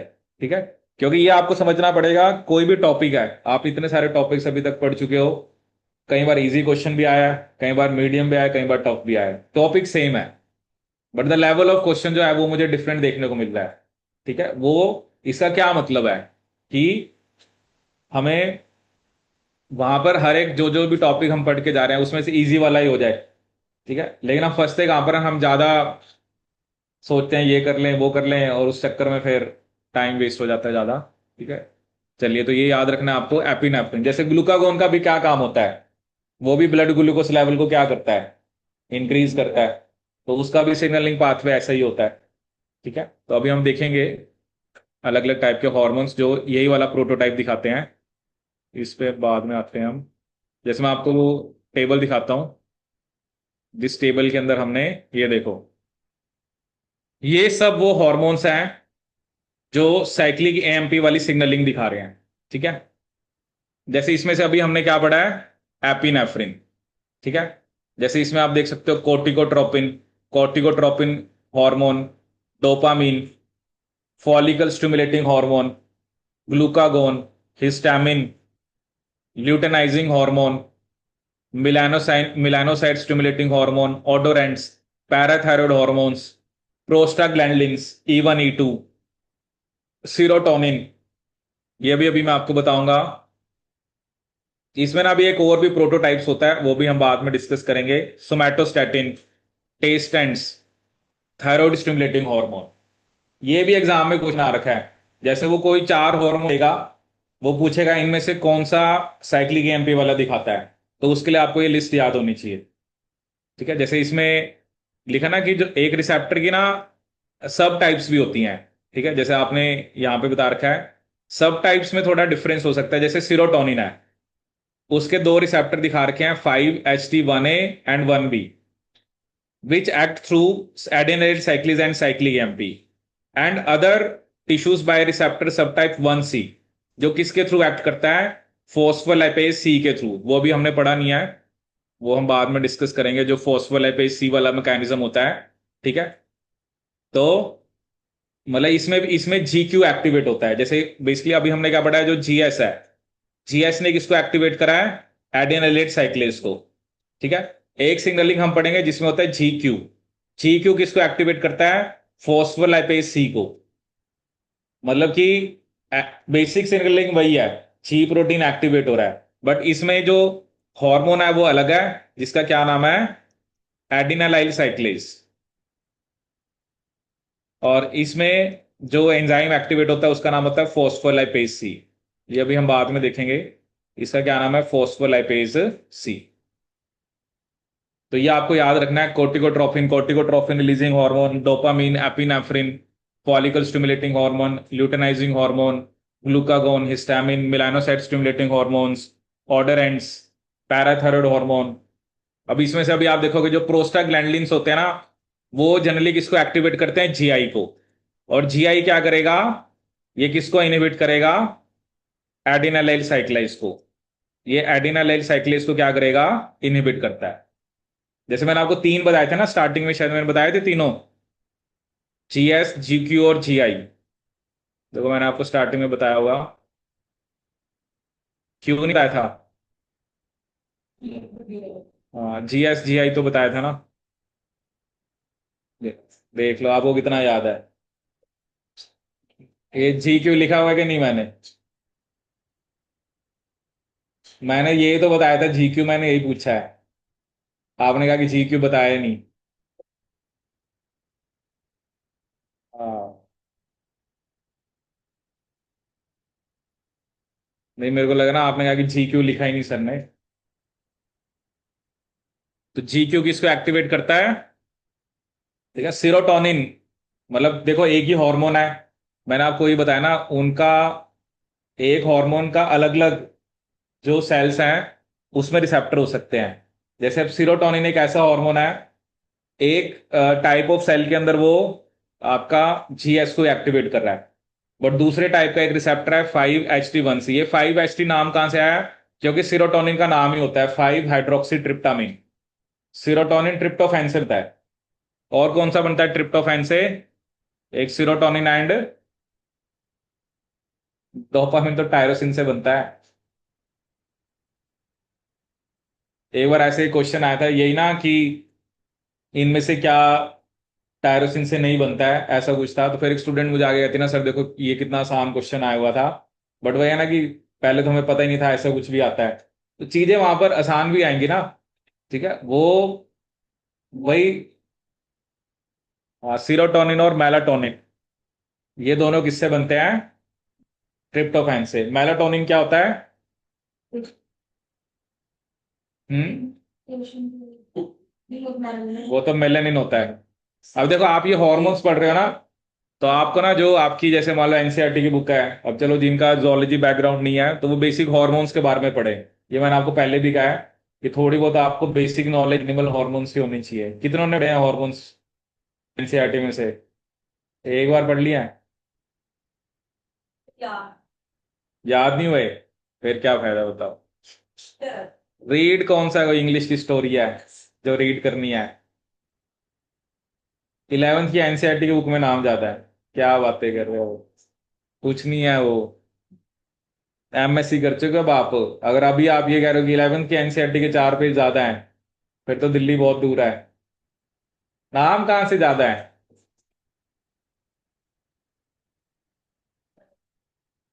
काफी देर बाद? कितने साल हो गए हैं काफी देर बाद? +2 करे हुए 5 साल हुए हैं अभी।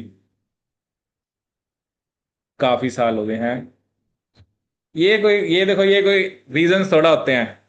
मतलब यह है कि आप उसको बेसिक है, मतलब बेसिक बुक्स होते हैं उनको जब भी बैठ के आप पढ़ा करो क्योंकि वो चीजें हेल्प करती हैं। कुछ चीजें होता है ना, एक बच्चा अगर कोई एमएससी लेवल पे है या बीएससी लेवल पे है, +2 का क्वेश्चन किसी से भी पूछा जा सकता है। +2 लेवल पे आप बीएससी का क्वेश्चन नहीं पूछ सकते। ठीक है। ऐसे ही बीएससी लेवल पे आप +2 का पूछ सकते हो, एमएससी लेवल पे पूछ सकते हो। अब बीएससी वाले से एमएससी का क्वेश्चन नहीं पूछेंगे, और एमएससी वाले से तो सब कुछ पूछेंगे, चाहे वो +2 लेवल का क्वेश्चन है, चाहे वो ग्रेजुएशन लेवल का क्वेश्चन है, चाहे मास्टर्स लेवल का क्वेश्चन है। कई बार हम देखते हैं ना पेपर को, ये क्या दे दिया इतना आसान, ये तो एनसीईआरटी की बुक में लिखा हुआ है। बट ये तो उसी को पता है ना जिसको एनसीईआरटी की बुक भी आती है। जिसको नहीं आती है उसको तो पता ही नहीं है कि एनसीईआरटी की बुक में लिखा हुआ है। ठीक है, तो छोटी छोटी चीजें होती हैं जो हमें पढ़नी है। जैसे अब हॉर्मोन्स हैं, अब जैसे एलएच कौन बनाता है? हाँ, ये पिट्यूटरी का हार्मोन है। एफएसएच पिट्यूटरी बनाती है। ग्लूकागोन कौन बनाता है? पैनक्रियाज। कौन से सेल्स? पैनक्रियाज में होता है ना अल्फा बीटा, बीटा इंसुलिन बनाते हैं, अल्फा जो है ग्लूकागोन बनाते हैं। और पीपी सेल्स क्या होता है? Pancreatic polypeptide. ठीक है, एक डेल्टा सेल्स भी होते हैं।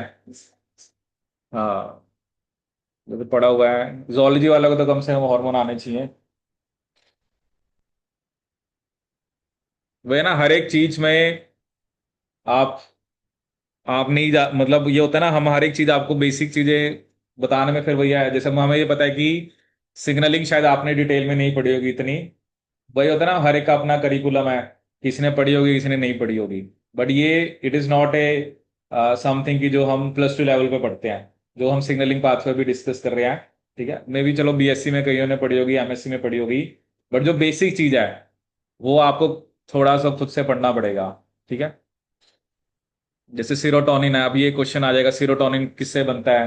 आपका मिलाटोनिन किससे बनता है? तो ये जो मैंने अब इसलिए नाम बताया कि 5-HT का मतलब क्या होता है? 5 hydroxy tryptamine. 5 hydroxy tryptamine. 5 hydroxy tryptamine.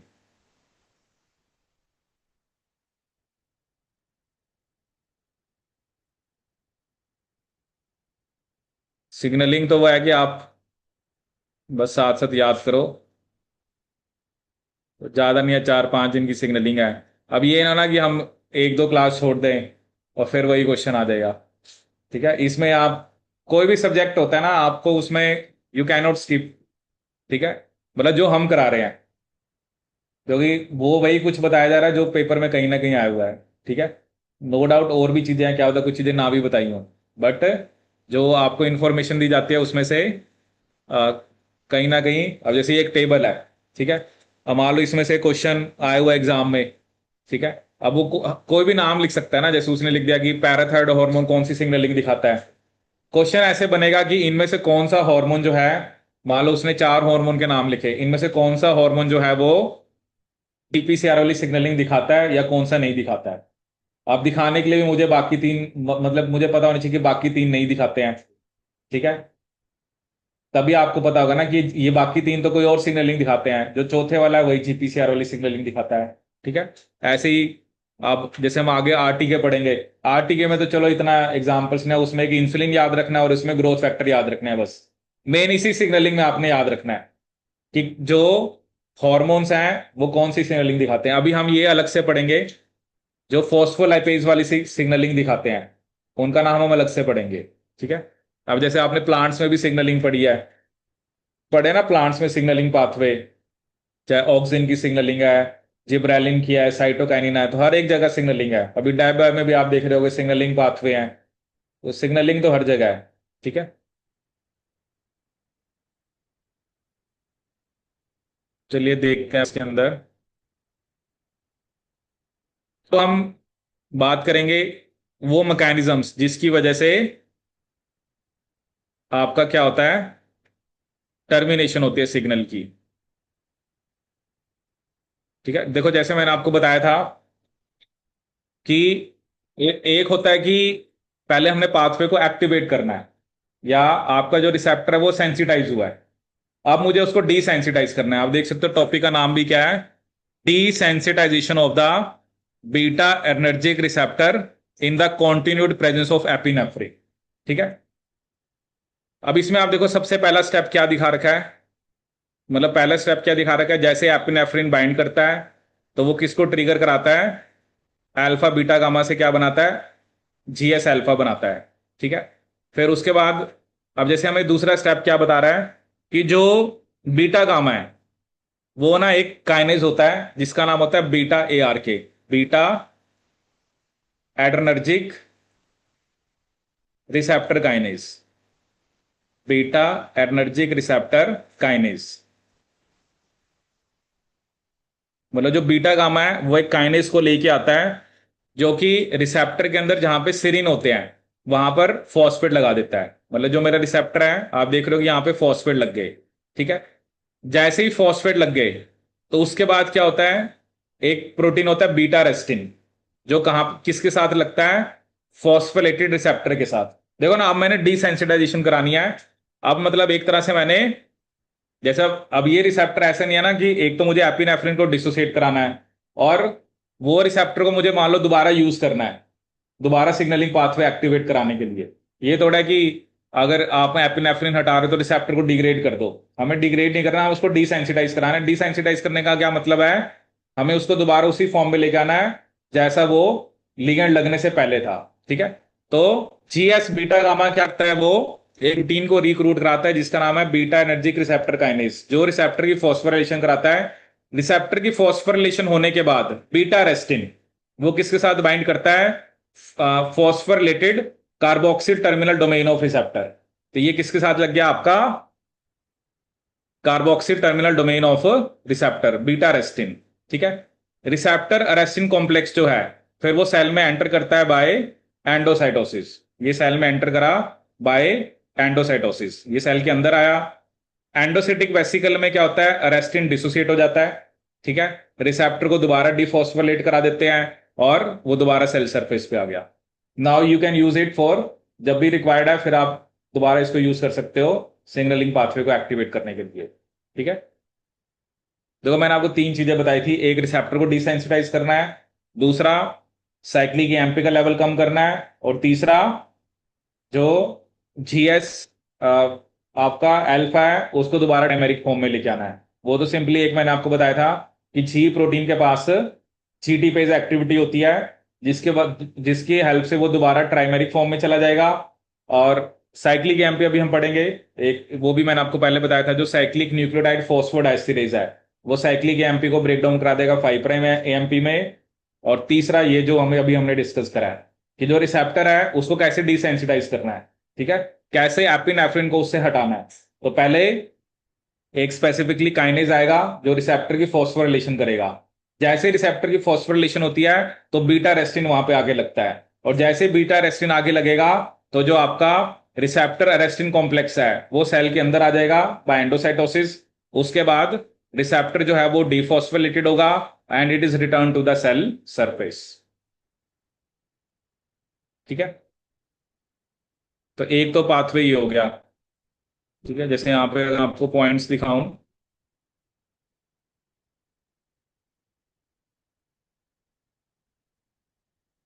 क्या रिपीट करना है, ये वाला पाथवे।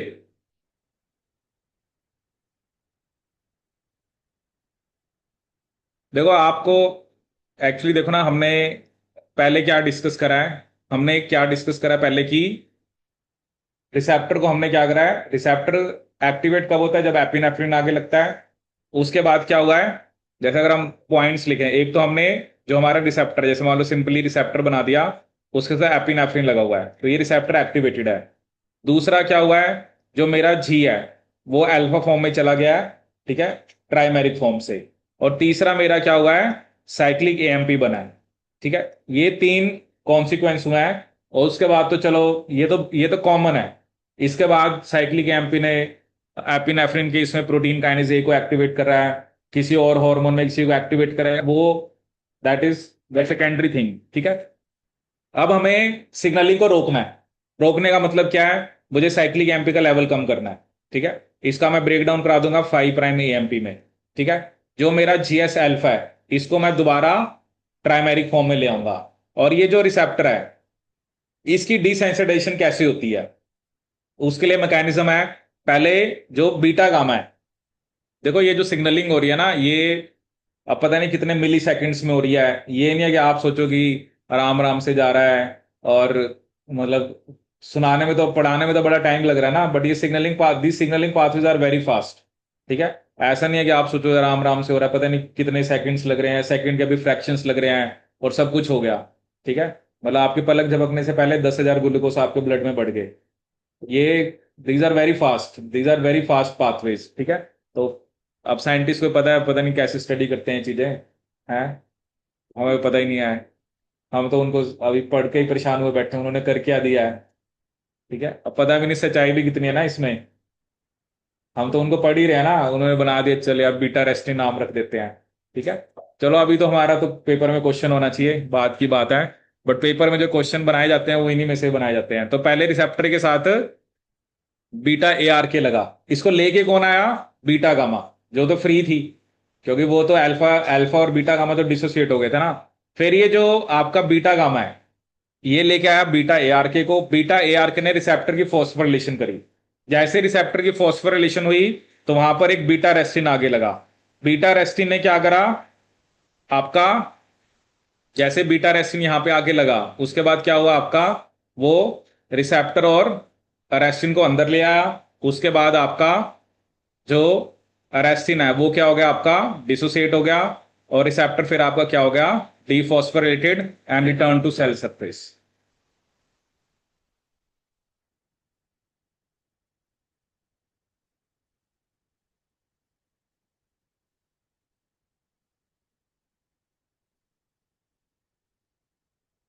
आया समझ में ये।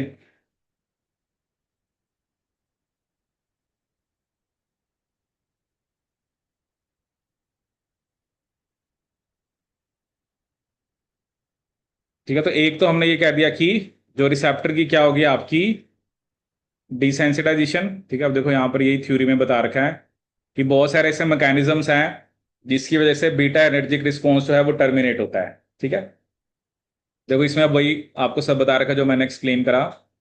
तो वो कह रहा है कि टू बी यूजफुल, जो एक सिग्नलिंग ट्रांसड्यूसिंग सिस्टम है, that has to be turn off after the hormonal और अदर स्टिमुलस हैज एंडेड।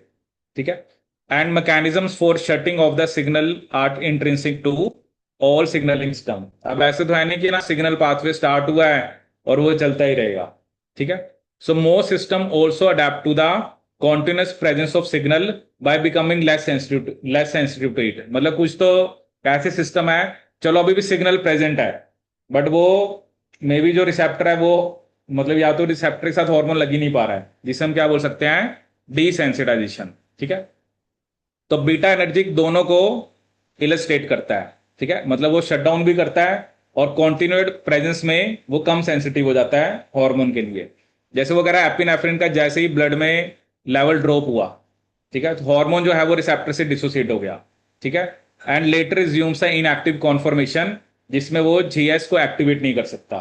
ठीक है ना, देखो जब हार्मोन आगे लगा है तो रिसेप्टर की कॉन्फर्मेशन ऐसी है कि वो जी जी अल्फा को एक्टिवेट कर रहा है, लेकिन जब एपिनेफ्रिन डिसोसिएट हो गया तो वो क्या करेगा आपका, दोबारा वो इनएक्टिव कॉन्फर्मेशन में आ गया। A second means of ending the response to beta adrenergic stimulation is the hydrolysis of GTP, जो मैंने अभी आपको बताया कि जी अल्फा के साथ जो जीटीपी लगा हुआ है उसको हम क्या करा देंगे, हाइड्रोलाइज। उसको हम क्या करा देंगे आपका, हाइड्रोलाइज। उसकी वजह से क्या होगा, और हाइड्रोलाइज कौन कराता है, क्योंकि जो मेरा जी प्रोटीन है उसके पास इंट्रिंसिक जीटीपेज एक्टिविटी होती है। ठीक है, जैसे ही जीटीपी जीडीपी में कन्वर्ट हुआ तो अल्फा जो है वो दोबारा बीटा गामा के साथ एसोसिएट हो गया, और जिसमें जी प्रोटीन जो है अब वो एडिनाइलेट साइक्लेज के साथ एडिनाइलेट साइक्लेज के साथ इंटरेक्ट नहीं कर पाएगा, जिससे साइक्लिक एमपी की प्रोडक्शन क्या होगी, अब कम होगी। ठीक है, अब the rate of inactivation of GS depends on the GTPase activity which for G alpha alone is very feeble. मतलब चलो जी प्रोटीन के पास जीटीपेज एक्टिविटी है बट वो बहुत वीक है, तो हमें कुछ कुछ प्रोटीन होते हैं जिनका नाम होता है GAPs, which are GTPase activator protein, जो जीटीपेज एक्टिविटी को स्टिमुलेट करते हैं ताकि जी प्रोटीन जल्दी इनएक्टिवेट हो। एक तो जो अब देखो ना जी प्रोटीन का जीटीपी लगा हुआ है, ठीक है, वो मतलब वो उसके पास भी जीटीपेज एक्टिविटी है बट वो वीक है, मतलब वो फीबल है। तो जीटीपेज एक्टिवेटर प्रोटीन होते हैं जो स्टिमुलेट करते हैं ताकि ज्यादा रैपिड इनएक्टिवेशन हो। ठीक है ना, क्योंकि अगर जीटीपी का हाइड्रोलिसिस स्लो है तो जो जी प्रोटीन है वो आपका फिर मोनोमेरिक से ट्राइमेरिक फॉर्म में आने में उसे टाइम लगेगा। ठीक है, तो इसलिए मैंने आपको पहले भी ये वर्ड बताया था, very feeble, very feeble GTPase activity. और थर्ड मैकेनिज्म जो मैंने आपको बताया कि हमें साइक्लिक एएमपी को किस में कन्वर्ट कराना है, 5 प्राइम एएमपी के अंदर बाय साइक्लिक न्यूक्लियोटाइड फॉस्फोडाइस्टेरेस। ये 3 पॉइंट आपको मैंने बताए। रिसेप्टर को डिसेंसिटाइज कराना है जब हमें सिग्नल को टर्मिनेट कराना है, हमें जी प्रोटीन को दोबारा ट्राइमेरिक फॉर्म में लेके आना है, और जो साइक्लिक एएमपी का लेवल इंक्रीज हुआ है उसको दोबारा हमें कम करना है, उसको हमने इसमें कन्वर्ट करना है 5 प्राइम एएमपी के अंदर by cyclic nucleotide phosphodiesterase.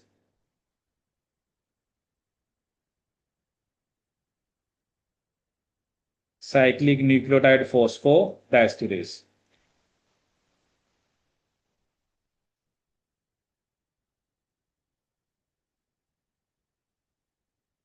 Cyclic nucleotide फॉस्फोडाइस्टेरेस।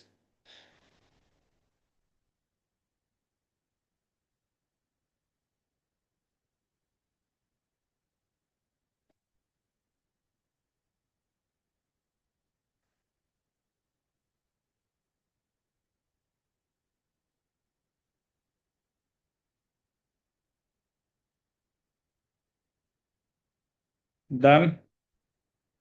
ठीक है, तो पहले क्या हुआ इसके अंदर, एक तो रिसेप्टर की डिसेंसिटाइजेशन की बात करिए, दूसरा अल्फा को आप मतलब जैसे अल्फा को मोनोमेरिक से टेमेरिक और साइक्लिक एमपी देखो। ठीक है, देखो एक बार इसको, फिर इसमें हमारे सिर्फ एक टॉक्सिन्स हैं जिसके बारे में हम पढ़ेंगे। ठीक है, ये तो वही सेम लिखा हुआ है जो अभी मैंने आपको बताया ना कि रिसेप्टर की पहले फॉस्फोराइलेशन होती है और उसके बाद आगे क्या लगता है, बीटा रेस्टिन। ठीक है, और फॉस्फोराइलेशन कौन से अमीनो एसिड्स की हुई है, सिरिन की। और उसके बाद कौन सा रेस्टिन आगे लगता है, बीटा रेस्टिन। ठीक है, इसमें बस आप ये याद रखना कि बीटा रेस्टिन का नाम होता है रेस्टिन टू। क्या नाम होता है, रेस्टिन टू। देखो जो अभी हम सिग्नलिंग पाथवे पढ़ रहे हैं, बिल्कुल ऐसा सिमिलर सिग्नलिंग पाथवे हम पढ़ेंगे जब हम विजन मैकेनिज्म पढ़ेंगे। वहां पे थोड़ा सा डिफरेंस होता है, नो डाउट, बट थोड़ा बेसिक सा आपको एक होता है ना कि मे बी वहां पे प्रोटीन का नाम अलग होगा और जो एंजाइम एक्टिवेट हो रहा है वो भी अलग होगा, बट बेसिक जो प्रोटोटाइप है, बेसिक थीम ऐसी होती है। ठीक है।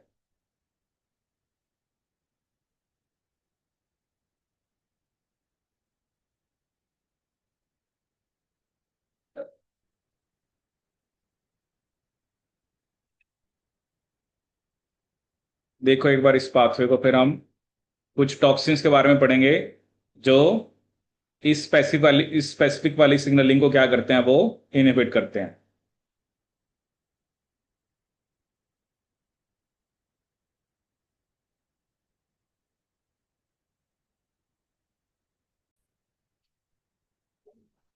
ठीक है, तो क्या क्वेश्चन है यहाँ पर कि जीपीसीआर जो होते हैं, they are use to detect and respond to many different type of signals including neurotransmitter, hormones involved in glycogen and fat metabolism, and even photons of light.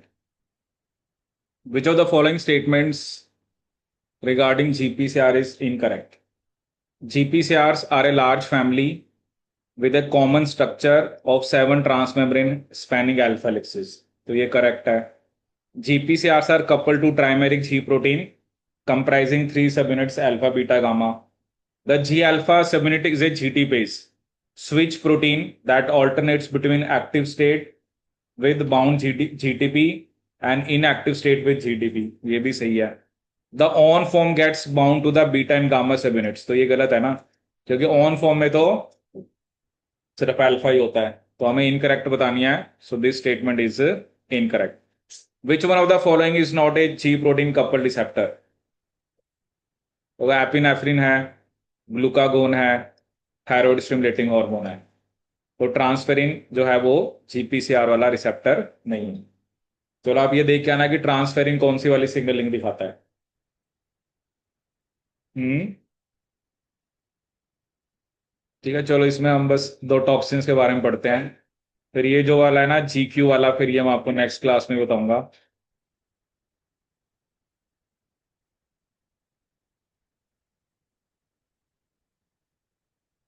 पढ़ी है कि नहीं सिग्नलिंग? सेम है. पढ़ी है सिग्नलिंग? नहीं पढ़ी? देखो क्या होता है ना, आप क्वेश्चन नहीं पता ना, उसने कोई भी छोटा सा क्वेश्चन हमसे पूछ लेना है. तो वही हो ना, सेम क्लास के हैं, कहते हैं एक ने पढ़ी है एक ने नहीं पढ़ी है. चलो कोई नहीं. अब देखो मैं आपको अब दो टॉक्सिन्स के बारे में बता रहा हूँ. ये शायद मैंने आपको तब भी बताया था मोल बायो के अंदर. कौन से टॉक्सिन होते हैं जिनके पास एडीपी राइबोसाइलेशन एक्टिविटी होती है?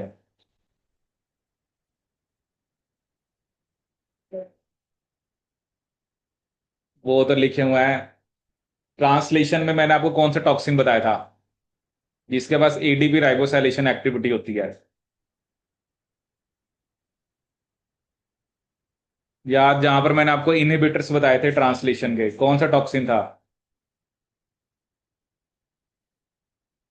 और वहां पे मैंने आपको बताया था कि 3 टॉक्सिन है जो एडीपी राइबोसाइलेशन एक्टिविटी दिखाते हैं, बट एक सिर्फ ट्रांसलेशन को इनहिबिट करता है, बाकी दोनों सिग्नलिंग के साथ इंटरफेयर करते हैं.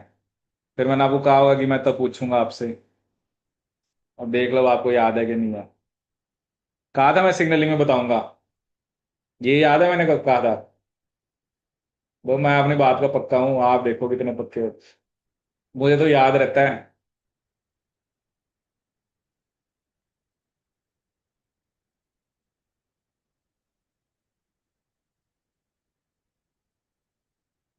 तो आपसे ज्यादा तो हमें याद रखना पड़ता है चीजों को, कि नहीं? है. इतना आसान नहीं है पढ़ाना जितना आप सोचते हो. है.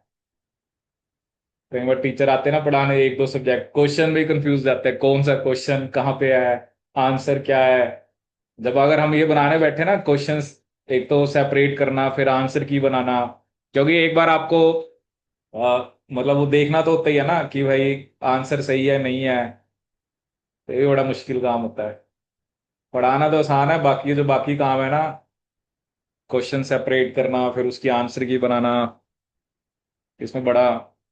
अब वो होता है ना, अब हमने तो चलो कर रखे हैं, बस हमें तो अगले सेशन के ऐड करने होते हैं। एक बार तो मेहनत लगती है। तो बताया मैंने डिप्थीरिया टॉक्सिन।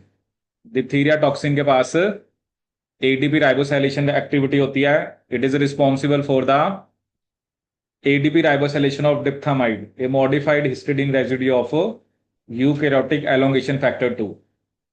कौन सी एक्टिविटी होती है यूकैरियोटिक एलोंगेशन फैक्टर 2 के पास? यूकैरियोटिक एलोंगेशन फैक्टर 2, इसके पास वही एक्टिविटी होती है जो बैक्टीरिया में ईएफजी के पास होती है। और ईएफजी के पास कौन सी एक्टिविटी होती है? ट्रांसलोकेज। भाई पिछला रिवाइज करना स्टार्ट कर दो।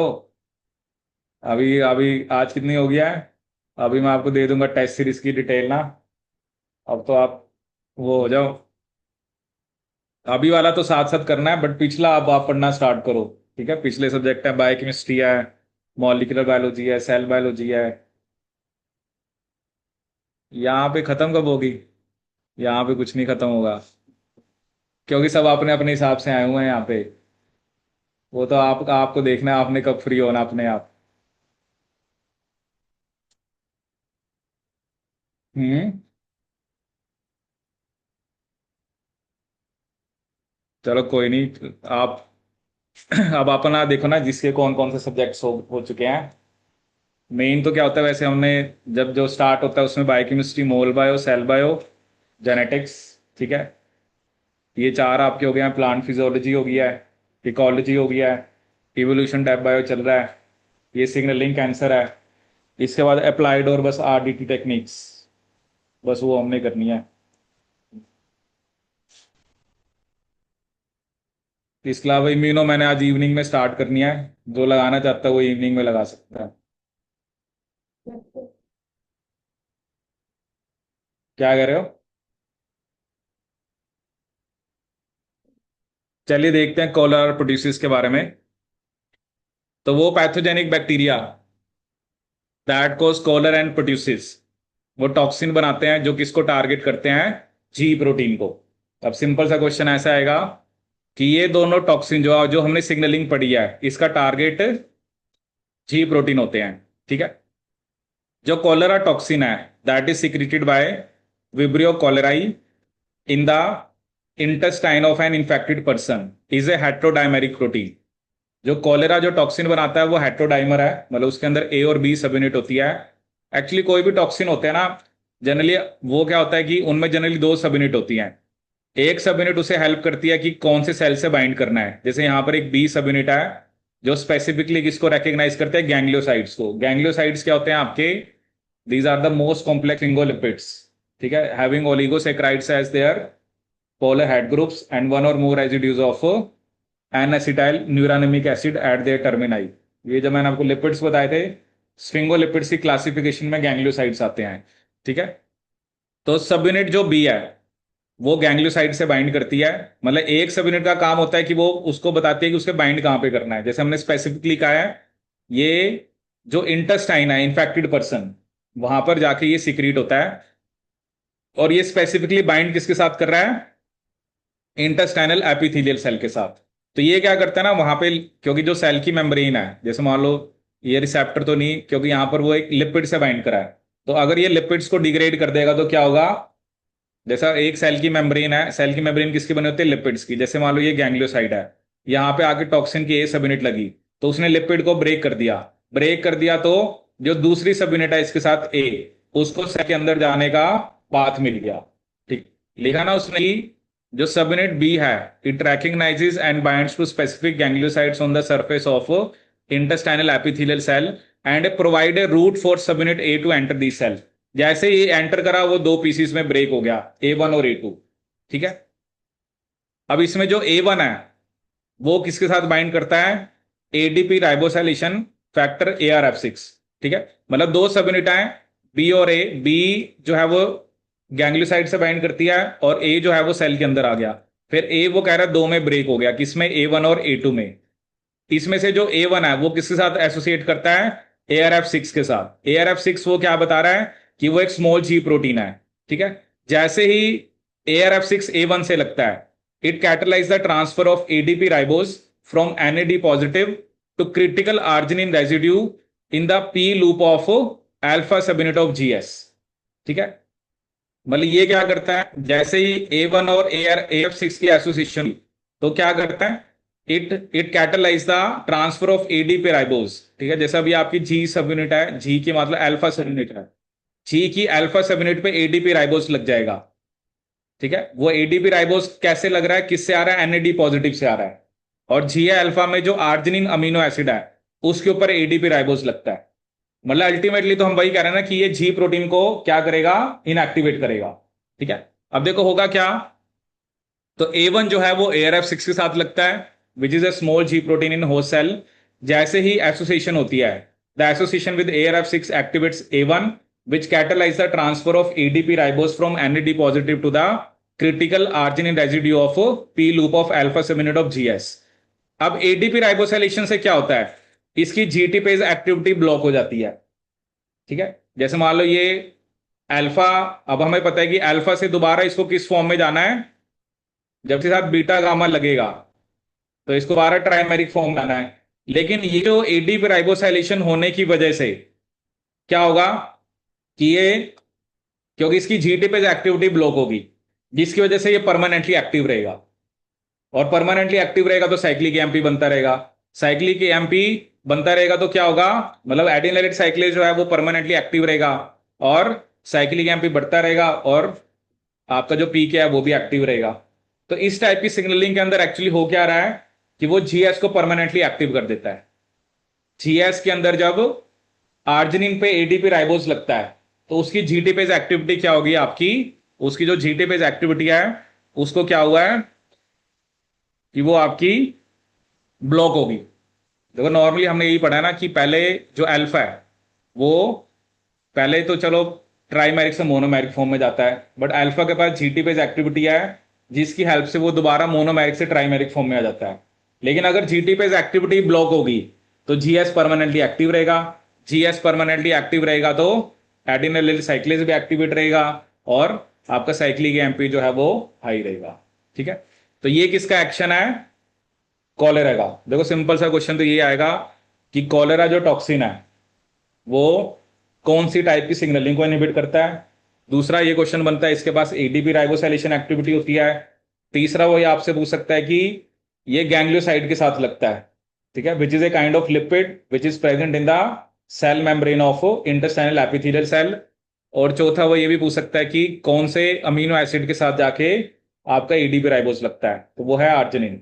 ठीक है, ऐसे ही जो प्रोड्यूसिस टॉक्सिन है वो क्या करता है, प्रोड्यूसिस करता है बॉडी टैला प्रोड्यूसिस, जिसे हम वूपिंग कफ बोलते हैं। It catalyzes ADP ribosylation of the alpha subunit of GI. ये क्या कर रहा है, इसका एक्शन है जीआई के ऊपर, और in this case preventing GDP GTP exchange. देखो जीआई का काम क्या है, जीआई का काम है एडिनिलेट साइक्लेज को इनहिबिट करना। अब इसमें क्या हो रहा है कि जब एडीपी राइबोसाइलेशन होती है अल्फा सब यूनिट ऑफ जीआई की, तो जीडीपी जीटीपी एक्सचेंज नहीं होता, and blocking inhibition by of adenylyl cyclase by GI, मतलब जीआई जो है वो एडेनिल साइक्लेज को इनहिबिट नहीं कर पाएगा। तो इस केस में भी क्या होगा, साइक्लिक एमपी का लेवल आपका ज्यादा ही रहेगा। देखो उस केस में क्या था, उस केस में जीएस के पास जीटी पेज एक्टिविटी होती है, उस जीटी पेज एक्टिविटी की वजह से वो मोनोमेरिक से ट्राइमेरिक फॉर्म में जाता है। उस केस में आपकी जीएस की जीटी पेज एक्टिविटी ब्लॉक हुई एडीपी राइबोसाइलेशन की वजह से। इसमें एडीपी राइबोसाइलेशन से जीआई इनहिबिट हो गया। ठीक है ना, मतलब जीआई भी आप ये मान के चलो कि जब उसके साथ जीटीपी लगा होता है वो इनएक्टिव है, जब जीटीपी लगता है तब वो एक्टिव होता है। तो इसमें जीआई इनएक्टिव ही रहेगा।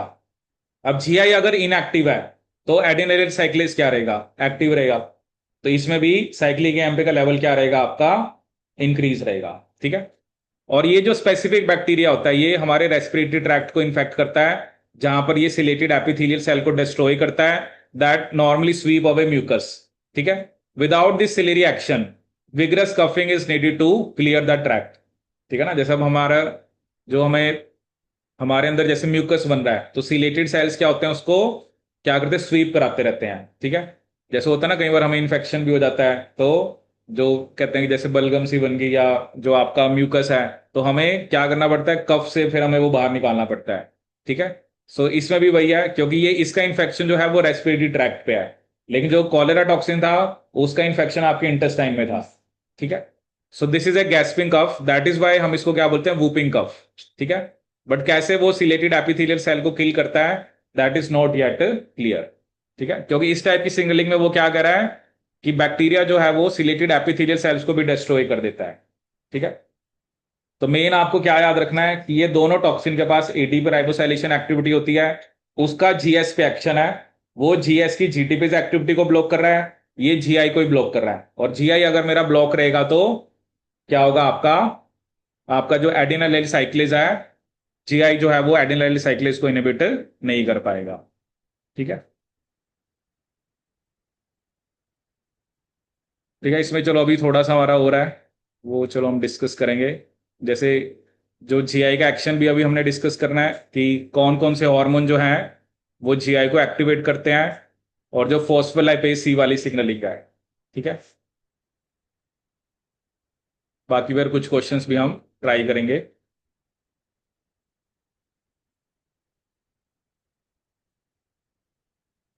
ठीक है, चलिए फिर इसको हम नेक्स्ट क्लास में कंटिन्यू करेंगे।